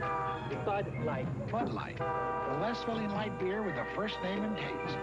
Because everything else The dining car. is just a light. They built homes before they were at home and waited for whatever the country might bring. We were here then, and we're here now with new mortgage equity line, a home loan plus a line of credit. Why apply twice when a single application will save you hundreds of dollars? And the paperwork. Wells Fargo Bank coming through with new mortgage equity line, a home loan plus a line of credit. Thank you. When his team, the El Segundo Eagles, lost the 1970 state final, George Brett didn't lose his desire. He didn't give up, because George Brett has always had a will to win. And he's always had a Wilson. We go to the bottom half of inning number 9. Georgia and Arkansas locked up in a 4-4 ball game here. And the rally caps are out now for the Razorbacks. Georgia jumped ahead with a couple of unearned runs in the 3rd. Arkansas sliced that in half with a run in the bottom of the 4th. Georgia made it 3-1 with a run in the 5th inning. Then it was a 3-run home run by Randy Bob in the 6th that made it 4-3 Arkansas. And right back came the Bulldogs with a run in the 7th inning to tie it. And that's exactly where we stand right now as Rod Moore, the number 9 batter, leads it off. Then it'll be the top of the order coming up for the Razorbacks, and they're working against Carpenter. I think the question now. Good bunt. He's got a chance to beat it out, and does. I think the question now, John, is how long can Carpenter go? Because let's face it, he's pitched yesterday, well, last night. He pitched this afternoon, and he's been pitching in tough situations tonight. So it's going to be a matter of how long he can go. And this is an excellent play. Barehands the ball, but he's off balance, and he pulls the first baseman off. I'm not sure if he would have gotten him anyway. So the potential winning run is aboard. It's Scott Pose to bat. He has 2 hits. Shows bunt. The outfielders are playing awfully shallow in this ball game, especially when you're in the late innings in a tie ball game. You can't afford to let a ball be hit over your head or even between you, because that'll end the ball game in this situation. Opposite in the air. Miller squeezes out number 1.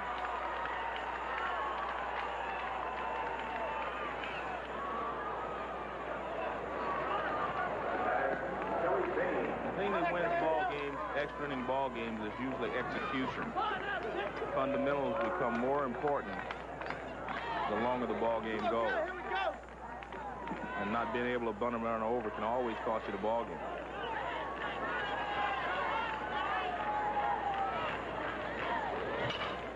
Zane dumps it into right field. It'll drop for a base hit. Turning second and on his way to third is Moore. He's in safely. The winning run is at third with 1 out.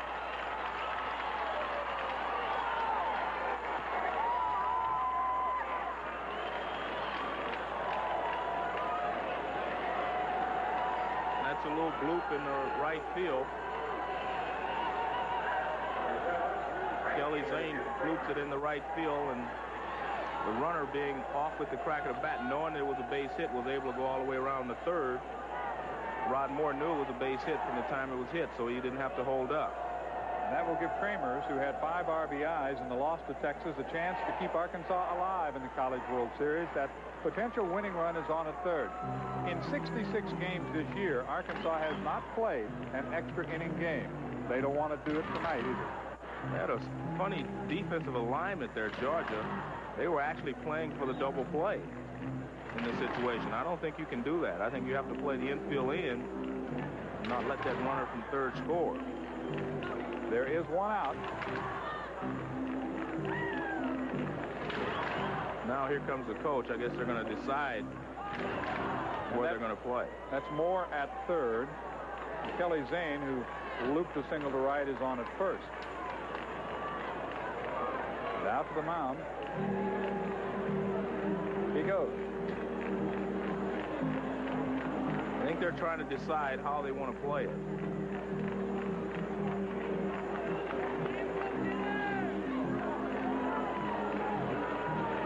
One of the of choices you have here, John, is to go ahead and walk Jim Kramers to load the bases, which would give you a force out at the plate. But if you do that, you're going right into the middle of their lineup. So I think that's the question you have to ask yourself. Do you want to try to have a force out at the plate, or do you want to risk having a tag play at the plate? The second baseman is playing in. The shortstop's playing halfway. Swing and a miss on the fastball by Jim Kramers. And also, you have to talk about the situation for Arkansas with that runner at third. It becomes the coach's responsibility to take charge down there and make a decision about when you're going to go and when you're not. I think you have to go. On any ball hit, I think the guy from third has to go to put pressure on the defense. You can't let them make a play. You just go and let them put pressure on them and make them throw you out at the plate. Breaking ball high and away. It's 1-1. 1 out. Moore at third and Zane at first. I'm still confused by the way the shortstop is playing. See, he is not playing all the way in.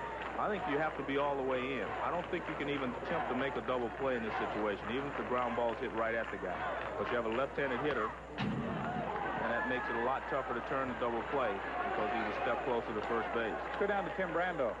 John and Joe, Steve Weber went out just for that very reason. And, Joe, you may disagree with it, but Weber has in mind if it's hit solidly to either one of the middle infielders, second or short, they'll go ahead and try to turn the deuce. I'd hate to see them going home on a medium hit ground ball to shortstop. When if they're playing in, they can get the guy at the plate. That's the only difference here. Of course, the one thing that Swift does, he is not as deep when the pitch is actually thrown as he is as you look at him there, because he does move in 3 or 4 steps. That makes it even tougher when you're moving. I think you just have to play the infield in and cut the runner down to plate. The rest of them don't matter. Tails outside. 2 balls, 2 strikes, 1 out. Potential winning run on at third in the bottom of the 9th inning. Arkansas trying to eliminate Georgia and stay alive in this 1987 NCAA College World Series.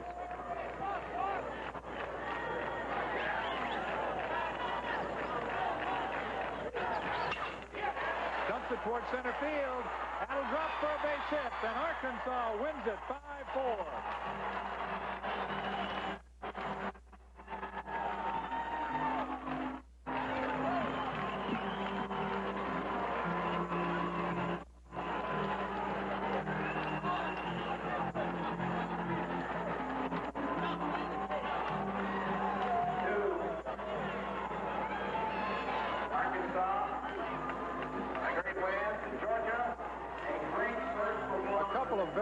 Losses for the Bulldogs. They lose 2 one-run games here in the 1987 NCAA College World Series. One to Stanford earlier today, and a heartbreaker in the bottom of the ninth tonight to Arkansas. Well, I think it's a heartbreaker for 2 reasons, John. First of all, Carpenter pitched a great baseball to get out of the jam in the 8th inning, and the 2 base hits that plated the run actually were jam balls. He got in on them. They were bloopers. A blooper over at second base, moved the runner around the third, then a blooper in the center field scored the runner. So that's a real tough way to lose a ball game. Let's take one more look at the base hit that ended it. It kept Arkansas from going to extra innings at all so far this season and kept them alive in the College World Series. Jim Kramers, who had 5 RBIs against Texas, picks up his 6th. He hit it just hard enough to send the Hogs home happy with a victory over the Bulldogs of Georgia. We'll be back to Omaha, Nebraska to wrap up game number 6. A disappointing finish for Georgia right after this.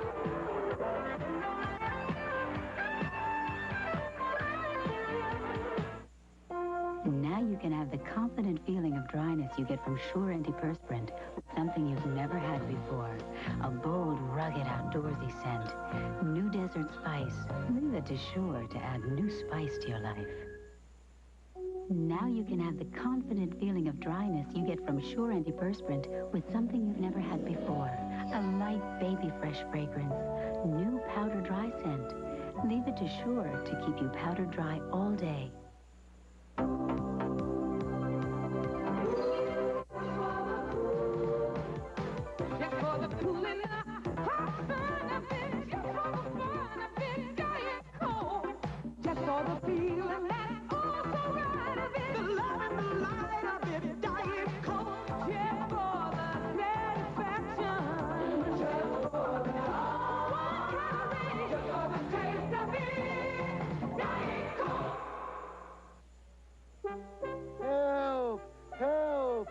bugs are chewing me up. Try new Job's insecticide spikes with fertilizer. It's a new product so you can insecticize while you fertilize. Watch.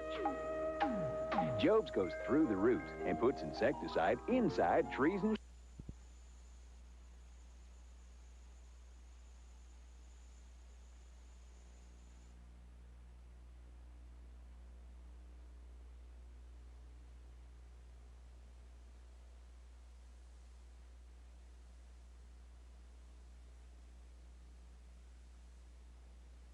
And that really took it out of Detroit. And then what happens, the fans just really went over the edge. I mean, they just had noise, it was deafening, and that really helped us. This series very nearly got away from you in game number 5. Larry Bird took control on that instance. Once again, he took control today. He is, without a question, the man who makes his team go. Well, yeah, there's no doubt about it. We found a way in the fourth quarter to get him the ball where he had triple threat position, room to shoot from outside, drive, make the pass. Besides, he's doing the offensive and defensive rebounding, but the man got the ball and just would not let us lose the lead. He did not let us lose the game the other night. Okay, as quickly the Lakers are coming up next. This is a series that everybody says the winner of this series got the chance to get beat by the Lakers. Obviously, Casey Jones and the Celtics don't see it that way. Well, we'll rest tomorrow, and I'm just very happy to be in the finals, and same thing with the players. Okay, Coach, thank you very much. Congratulations on a terrific win in a very hot Boston Garden here. So the Celtics will go on to play the Lakers. We'll have more on SportsCenter. Right now, let's go back to the College World Series.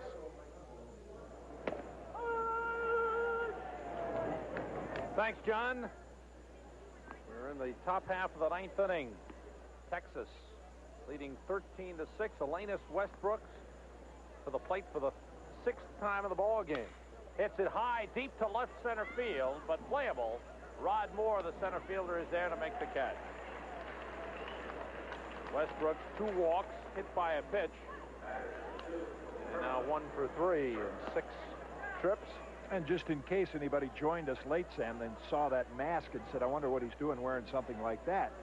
We talked earlier in the ball game about the serious injury Alanis Westbrook suffered playing second base in an inter-squad game, and his teammate Mike Patrick went back in there, caught him with a knee, shattered the eye socket, cheekbone.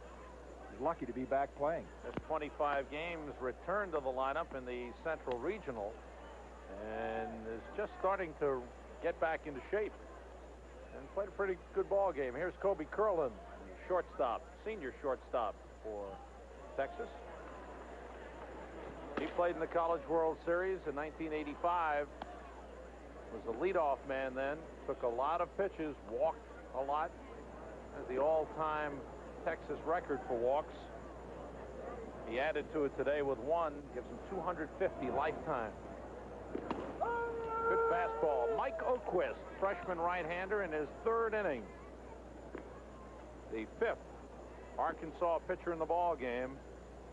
In a very down Arkansas dugout. They'll have to come back tomorrow night unless they can stage a miracle rally in the 9th inning.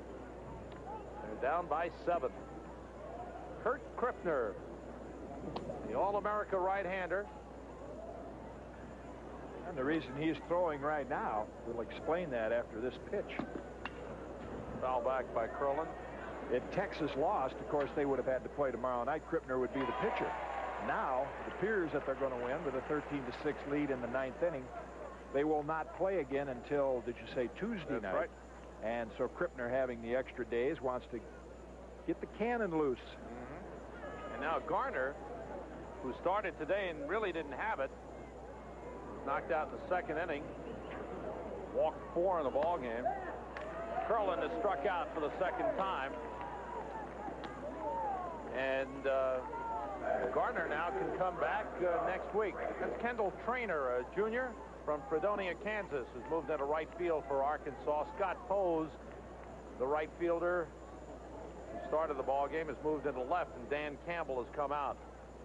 Gustafson has several ways. He got several options, with Garner having a poor performance today and Pet Kaiser looking very sharp. After Tuesday's game, he might elect to put Garner in the bullpen in that game and come back with Pet Kaiser in their 3rd game. Strong showing for Petkazik. 6 in the 3rd innings, 4 hits, walked only 1. And not surprising. I mean, he came into this ball game 13-2. So he's been effective all year long. This young man has got to be impressing Norm DeBryan, the freshman. Mike Oquist. Count is 2-0 on Brian Cesarek, who's 2 for 3 with 2 walks. Kind of innings he's getting in right here, Oquist, as a freshman. That if Arkansas goes further into the series or gets back another year, this experience here will be very valuable to him.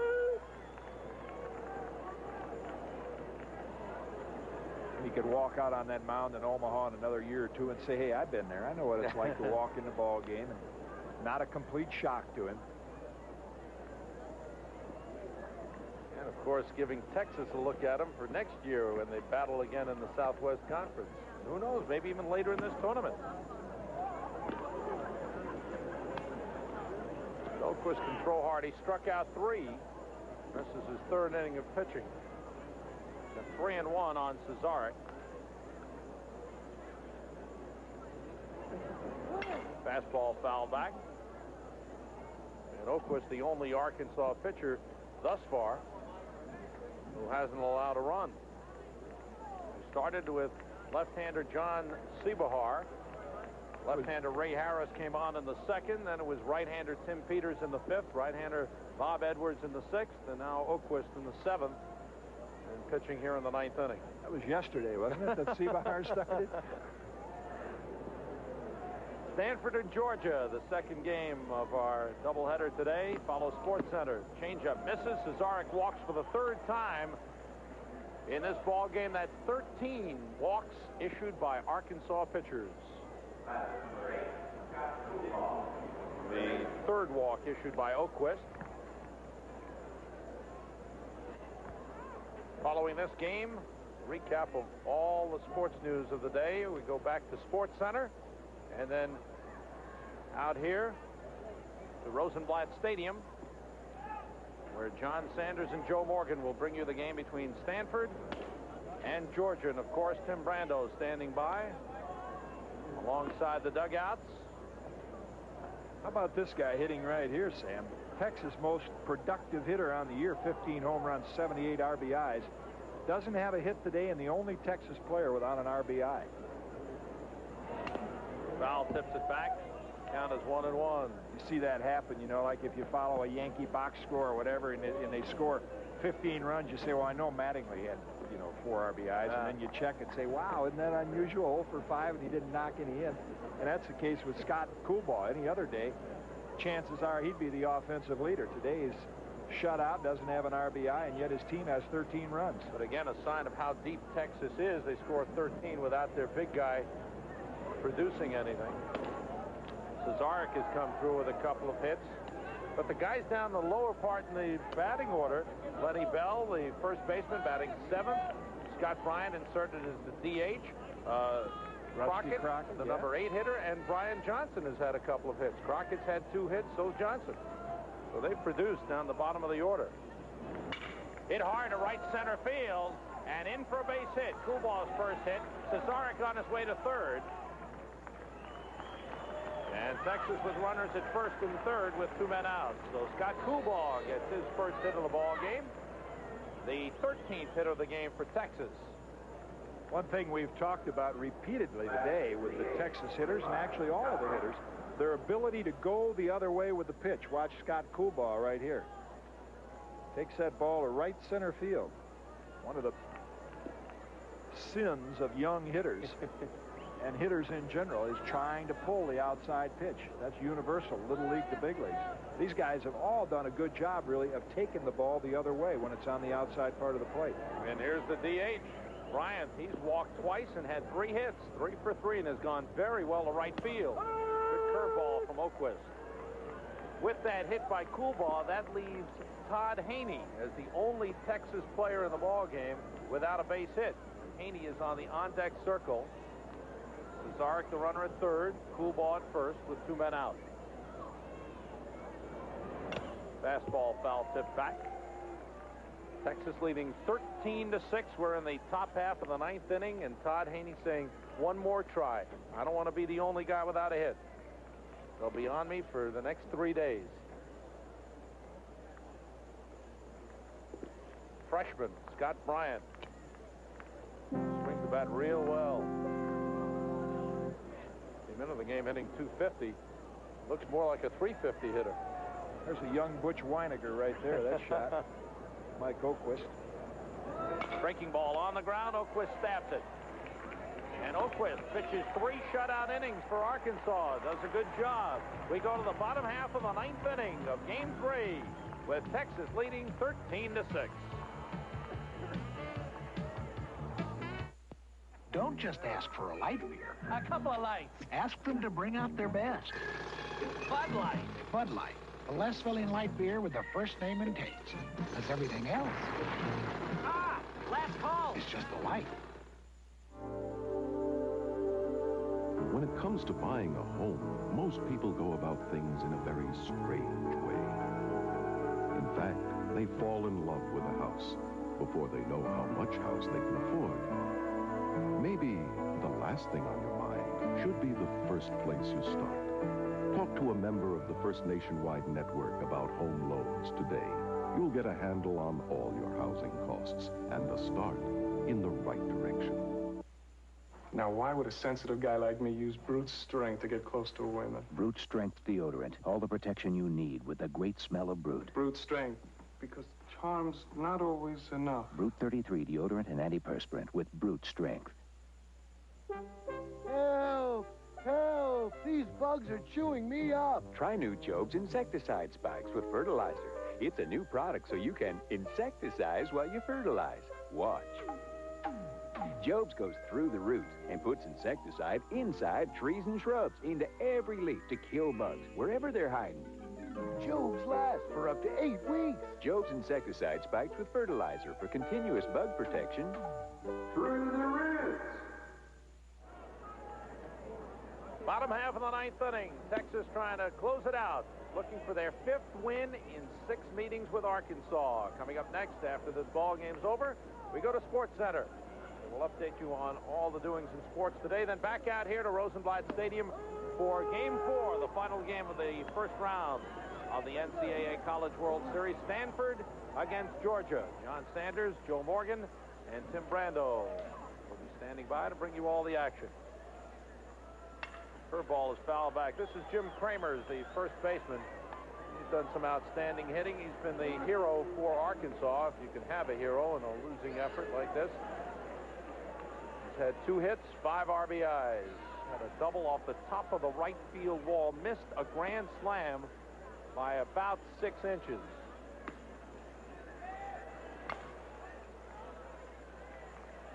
And what a job. Again, one of these ball games with a big score, 13-6, where pitching has been overlooked, but don't overlook the effort of Mark Petkazik. Came on in relief in the 2nd inning, has allowed 2 runs, only 1 earned, given up just 4 hits and 6 in the 3rd inning. And he's still got good stuff out there, throwing hard.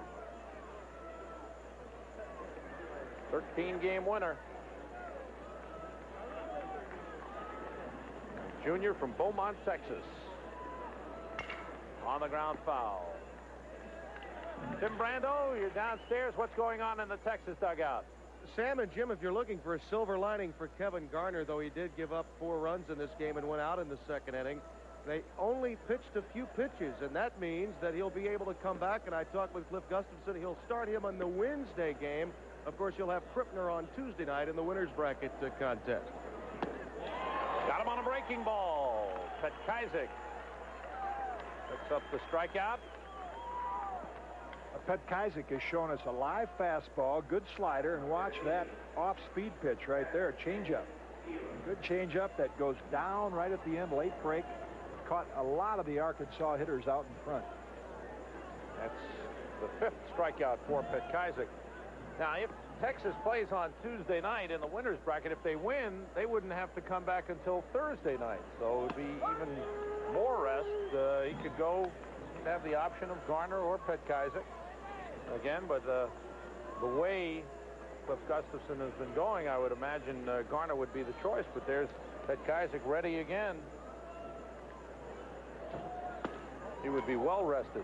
start moving into the second round, Sam, of the double elimination tournament, you begin to see the teams that have the pitching depth. We know LSU has pitching depth, and now you see with the Texas staff, they're going to win this ball game, and they still have plenty of power out on the mound to come back with. Andy Skeels bounces it to Todd Haney. 2 men out. Skeels, the cleanup man for Arkansas, has been kept quiet. 0 for 4 in the ball game. 2 men out. Todd Haney.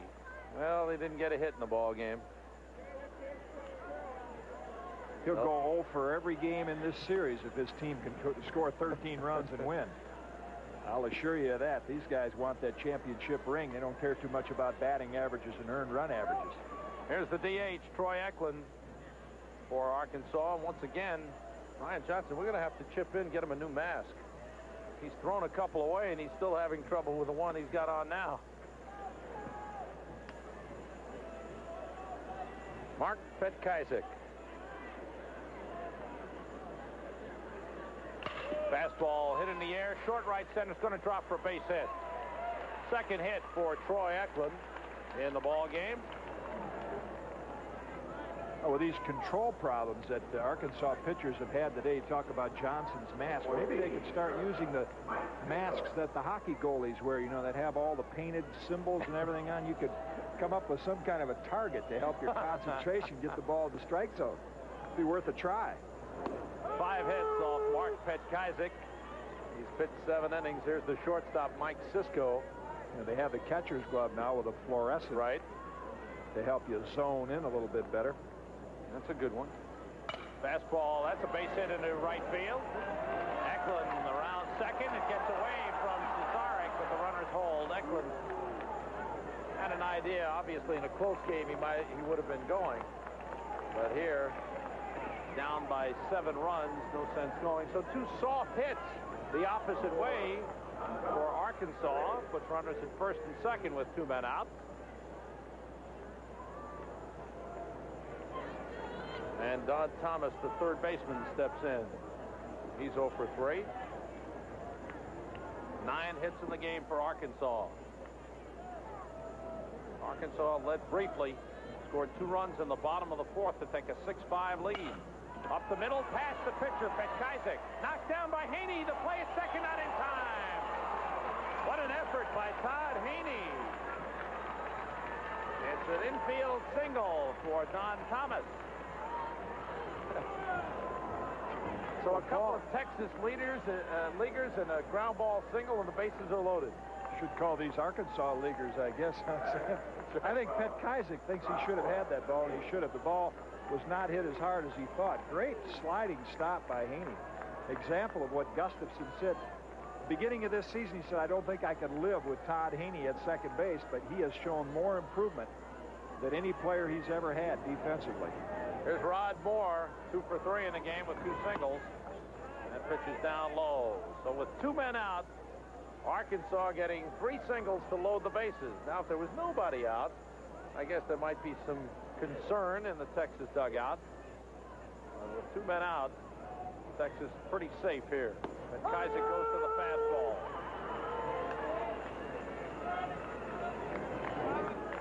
And in the on-deck circle for Arkansas is a man who's hit so very well for them all season long, but has a broken left hand. That's number 20 you saw in the background, Randy Bob. Interesting to see if he comes up, if he gets a chance to hit. There's Randy Bob. In the Southwest Conference Tournament, he was hit by a pitch and broke the small bone in his left hand. Kept him out since then. Fastball on the ground to Haney at second. This should do it. Over to Bell, and the ball game is over. The Longhorns of Texas getting some solid pitching from Mark Petkaizik, who came on in the second inning in relief of Kevin Garner, have defeated the Razorbacks of Arkansas by the score of 13-6. Texas goes to the winner's bracket, and Arkansas has to come back tomorrow night in the loser's bracket. Disappointing day for them, Sam. They're a better ball club than this, but when your pitchers don't throw strikes, makes your whole team look bad. Very encouraging for Gustafson, as Tim Brando pointed out. Kevin Garner with a bad day. Pet Kaiser comes in, has a great effort now. Garner is available next week along with their ace, Kurt Krippner. So the Longhorns are in great shape. Arkansas, of course, has to win tomorrow. They're going home. Real good production for the Texas Longhorns from the bottom of the lineup. They break the game open with 4 in the 5th and 4 in the 6th and win it 13-6. We'll be right back.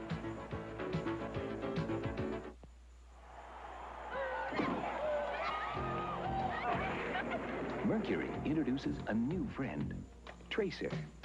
With 68 standard features, it's all there when you need it. But here's one thing I know. Ooh, all my life. You're a friend of mine. Mercury, the shape you want to be in. Like many before, you came here asking for just one thing. Sadowski, Shiborski. A chance. Pronounced Shiborski. You're gonna make it here, 'cause you make America work, and this bug's for you. Here's to you. Beechwood Age for that clean, crisp taste that says Budweiser. This bug's for you. When his team, the El Segundo Eagles, lost the 1970 state final, George Brett didn't lose his desire. He didn't give up, because George Brett has always had a will to win.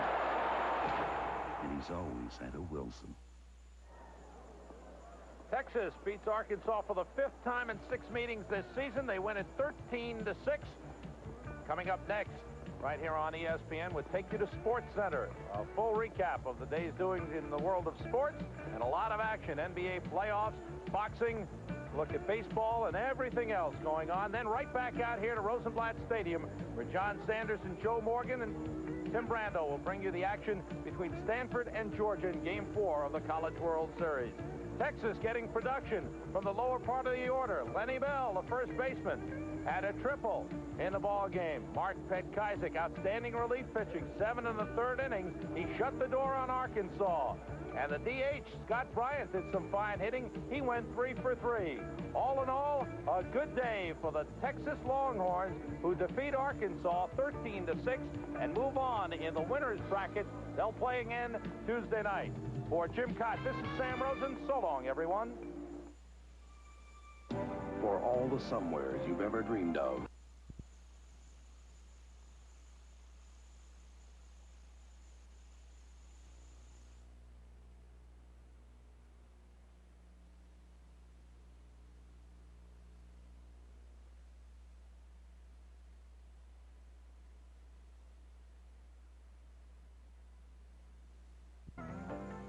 AT&T helped me turn my one-man shop into a 75-man operation.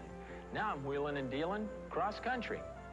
Call 1-800-342-3400 now for your free booklets and learn how AT&T can help you manage field sales, improve customer service, expand markets, and ease cash flow with telecommunications ideas to grow on. Why not let AT&T help put you on the high road, too? AT&T, the right choice. Is there anyone out there who still isn't clear about what doing drugs does? Okay, last time. This is your brain. This is drugs.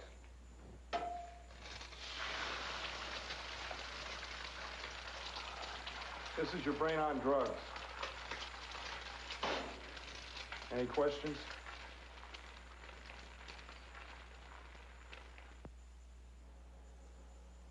On to the major leagues now, where since we're past 8 in the East, we have plenty of scores to get you updated on. Games in progress in the National League. Cincinnati at Pittsburgh.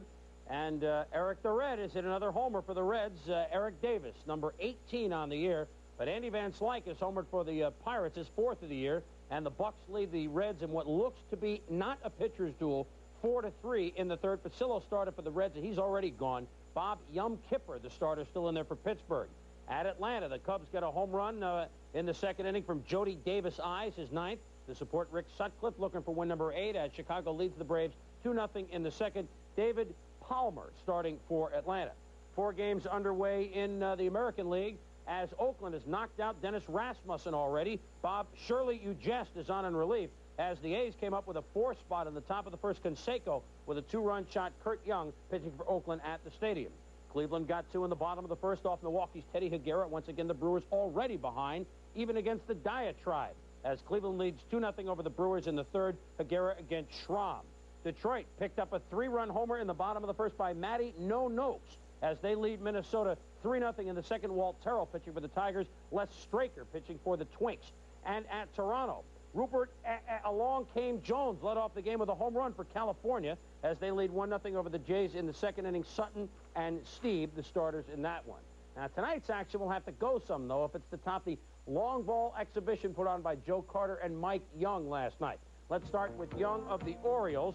And against California in the 10th inning, the Orioles trailing 6-5 until Young takes this shot off Dwayne Miami bites for a home run. And the Orioles, 76 homers in the majors. That leads everybody. Young in the 12th inning with his team down by a 7-6 count. A 2-run shot despite the excellent effort by Devon White. And so the Orioles, 6th win in a row. They win 8-7 and 12. At Boston, Joe Carter of the Indians going against the rookie making his first Major League start, John Leaster. See ya. Joe Carter sends one back. It's not even the Boston night. It's the Boston twilight.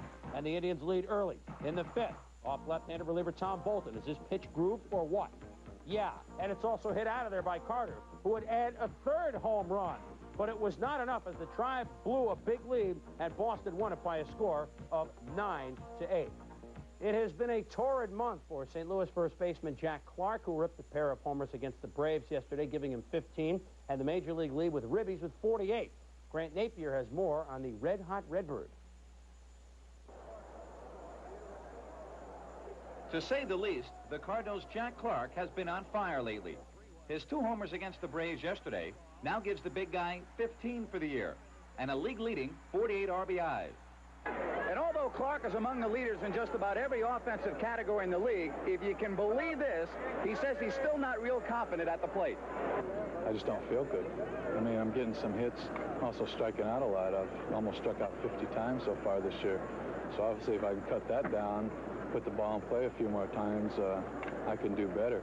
And there's just, I know myself, I know the way the ball jumps off my bat, and I'm not saying I haven't hit well this year at certain times.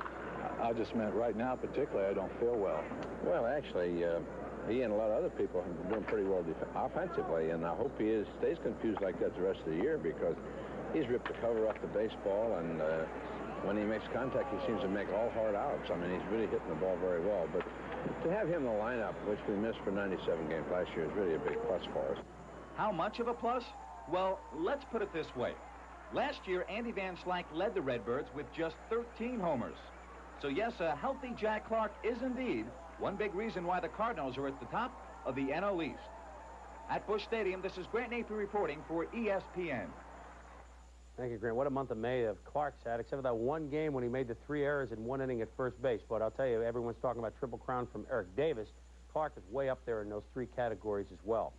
That proposed sale of the San Diego Padres to Seattle Mariners owner George Argyros, which seemed a bit tricky when it was announced, is now dead. Pods owner Joan Kroc says that she has taken her team off the market for at least the rest of the season and maybe even a bit longer. On to the College Baseball World Series, where if you tuned in late, you missed the first game, the tip-off game, if you will, between Arizona State and Oklahoma State. And we opened up at Rosenblatt Stadium. Fans of all ages enjoying the College World Series. Bottom of the 6th, ASU leads 3-2 until Brad Beanblossom of Oklahoma State nails this shot off Lindy Ingram. And it is gone, and the solo shot ties it at 3. 2 batters later, Robin Ventura Highway with a base hit, extending his NCAA record hitting streak to 57 games, which is more, of course, than Joe DiMaggio's 56, which is the major league record. The same inning, it's now 4-3. Adam Smith hits it to short. Benjamin throws it away, and the Cowboys all of a sudden in command by a 5-3 count. Bottom of the 7th, Ventura again. His second hit, he went 2 for 4. Beanblossom scores. Oklahoma State coming from behind to lead at 6-3, add a couple more runs, and Oklahoma State goes on to the winner's bracket. Arizona State to the loser's bracket as the Cowpokes lay one on the Devils by a score of 8-3. And, of course, coming up here following this tweener edition of the Sports Center. Game 2 on opening day at Omaha. LSU going up against Florida State, and then following that game, we'll have the next edition of the Sports Center. In the Division II championships, it's getting to be a habit for one team to do some serious celebrating when it's all over. Brian Corbett has more. It was only 1 year ago that the Troy State Trojans celebrated their first baseball championship. They went through the Division II College World Series without a loss. This year, they picked up right where they left off with an opening round win over the University of Tampa. Kind of got off on a bad start, you know, and I think that's more or less what we're really looking for. We want another shot at Troy State. Tampa got shot number 2 by staying alive with wins over New Haven and Columbus College, while Troy State made sure they would be there after beating Cal State Dominguez Hills and Wright State. We're going to come to the ballpark ready to play. Going to be ready to play. Tampa's got a good team and all, but, we feel if we play like we're capable of playing, we can beat anybody. The championship game was played the way a World Series should be played, with intensity and more than its share of drama. Tampa took a 2-0 lead when Joey Wardlow scored on a double by Barry Robinson, and then carried a 4-2 lead into the 7th when Troy State All-American Jude Rinaldi launched a 3-run homer into the lights and left. It gave the Trojans their first lead of the game at 5-4.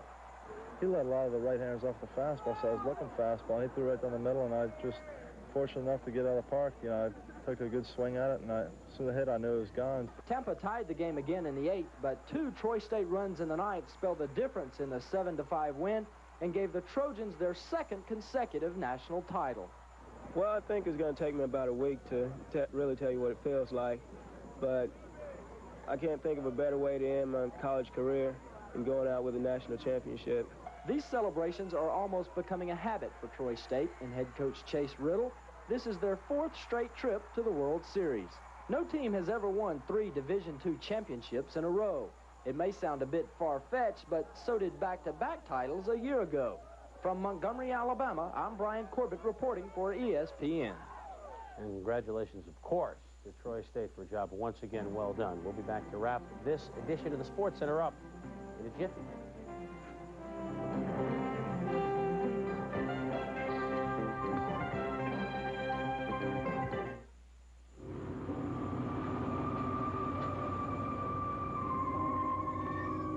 If you want to feel unwelcome, try cashing a check out of town.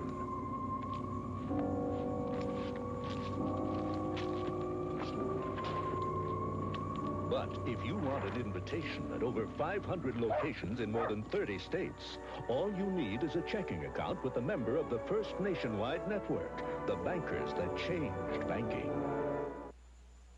This is my lava machine, and this is my lava machine. New lava liquid. In 30 years of working with my hands, I've never used a hand cleaner like it. Power of pumice in a liquid. Feel it, powering away dirt, grease, just about anything. Powering hands clean. I'm Roger Gustin. Friend, when I talk power, I know what I'm talking about. Lava, new liquid and traditional bar. Powers hands clean. NASCAR's most daring champion. Dale Earnhardt puts his winning record and his reputation on the line in the challenging Budweiser 500. Live Sunday at noon Eastern on ESPN. 6/100ths of a second is not a heck of a lot of time, especially when you're talking about running 2 miles. But it was enough to set a new world record today for the Moroccan runner now living in Italy, Saeed Aida, who covered the span in 8 minutes, 13.45 seconds, breaking a mark set 10 years ago by the Briton Steve Ovett. 6/100ths of a second. Try and say anything that fast, but that was the difference in the world record being set today at a meet in Turin, Italy. Radio-controlled sailplanes. Well, are they a hobby? Well, in Europe, they are raced very seriously, and an American team of 3 pilots and a 5-man crew are training for some serious competition later this summer when they go across the Atlantic. They've been working out on the high plains of New Mexico. Ray Hearn has more. The sailplane soars effortlessly in the stormy skies over Moriarty. What makes this kind of flying really unique is that the pilot is on the ground while his plane is in the air. This is the United States Radio Control Soaring Team. What they're doing is training for the World Championship in West Germany in late July. Top American RC soaring pilot Steve Work is already thinking about the other nations he'll have to fly against. Launching. Our competition is going to be the Germans, the English, and possibly the Austrians. And the rest of them will be cannon fodder. Pilots from the Bay Area in California, we're at much higher altitude here. You need to fly with a little more camber in the wings. You got to find Steve Work, along with his fellow pilots, Steve Lewis and Rich Spicer, will have to fly 3 separate events in international competition. One is a duration flight, a second is for distance, and a third is for speed.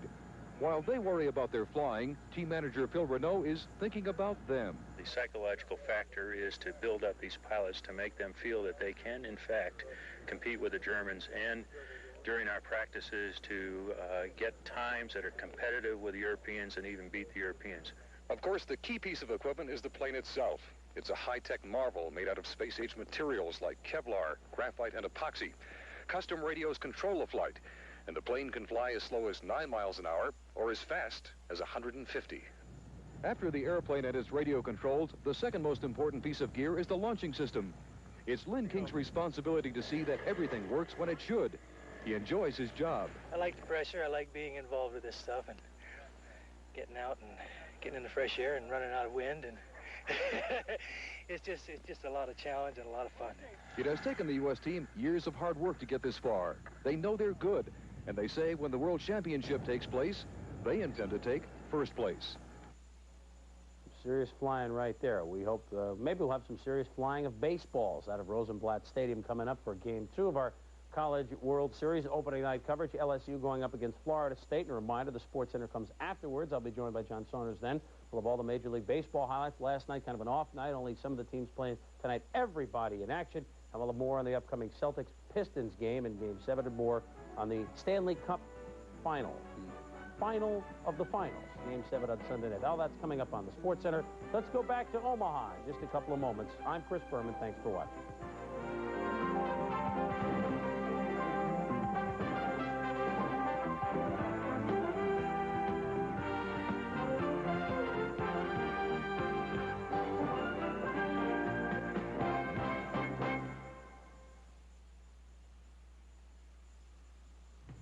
Every spring since 1980, ESPN has turned its cameras on Omaha's Rosenblatt Stadium, home of college baseball's national championship. Arizona State exalted over their title in 1981 when Stan Holmes set a championship record for RBIs.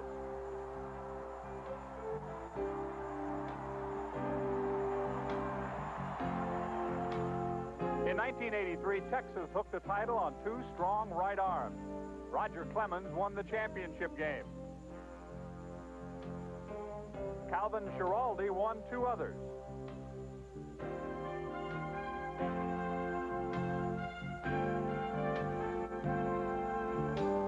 But the Texas cheers turned to tears the next 2 seasons when bullpen catcher Greg Elena got the chance to start for Miami in 1985. He responded powerfully.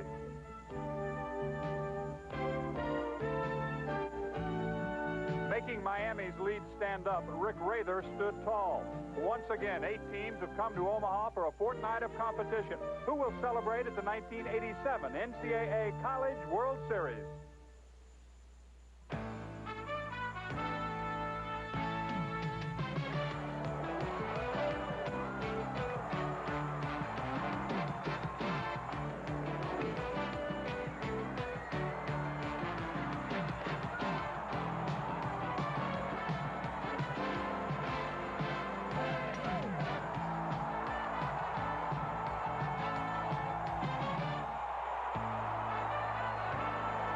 Welcome to Rosenblatt Stadium for Game 2 of the College World Series.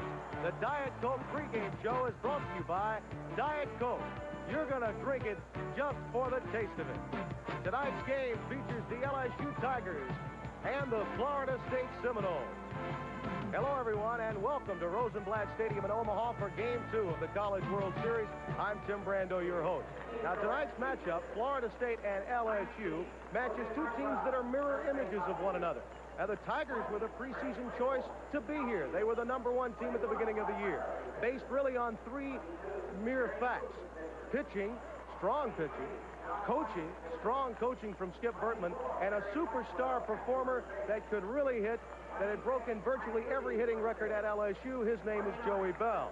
Now, they have 2 of those 3 factors here. The other third is not here. Joey Bell was suspended a couple of weeks ago by Coach Skip Bertman, and we bring him in now. And I know, Coach, that it was an isolated incident. Obviously, they got a lot of attention in the SEC tournament, but it was an ongoing process during the course of the year, and you had to make a very difficult decision. One, for the good of the team, and also for the good of the individual, Joey Bell, in this case. Right, this was the toughest decision I've ever made in coaching. Joey is a great kid from a super family and deserved all the consideration we can give him. We tried very, very hard, and basically to control his temper. He's a great player, a surefire draft pick in the first round, and a surefire big leaguer. I don't think there's any doubt. He had nothing left to prove in college baseball. At the SEC tournament, I thought that it had gone too far. I spoke with the family and with Joe, and I think in Joe's best interest. I hope he remembers one day that I'm trying to help him, because, boy, I sure would like to have Joe in a lineup tonight and every night. But in his best interest, I think it's best that he remembers that when he plays in the bigs, he's going to control his temper, because he's a great kid. Now, Skip, let's talk a little bit about the positive impact that perhaps that situation had over your club. You say that this team was pretty good during the course of the season, but it really did hit stride in the regionals at New Orleans, didn't it? Well, on April 25th at Georgia, we started to play better ball. We played real good ball each week from then on. We did play very, very well in the tournament. I think the kids reached the team concept about April 25th, and it kept getting better and better and better. They really supported each other, and they support Joe as well, and we still support Joe. So I don't know. We've got a lot of talented kids, and I hope we can do well in the series. I know that you got a difficult road to hoe anytime you go up against the Florida State club. They have an outstanding pitcher that you'll be facing tonight. One of the best in NC2A history. Rich is a great competitor with unbelievable statistics. He beat us 2-1 earlier in the year. We've got to make sure we lay off the bad pitches, and we've got to make sure we get every runner we get on base in. All right, Skip, thank you for joining us, and we appreciate your stopping by. Best of luck in the College World Series. You're here for the second straight time. Thanks a million, sir. All right, Skip Bertman, the head coach of the LSU Tigers, whose team is obviously on the rebound from a very difficult situation in losing Joey Bell, but has hit stride, perhaps at just the right time. We'll continue with our Giant pregame show from Omaha in just a moment. You'll meet the gentleman calling tonight's second game of the series.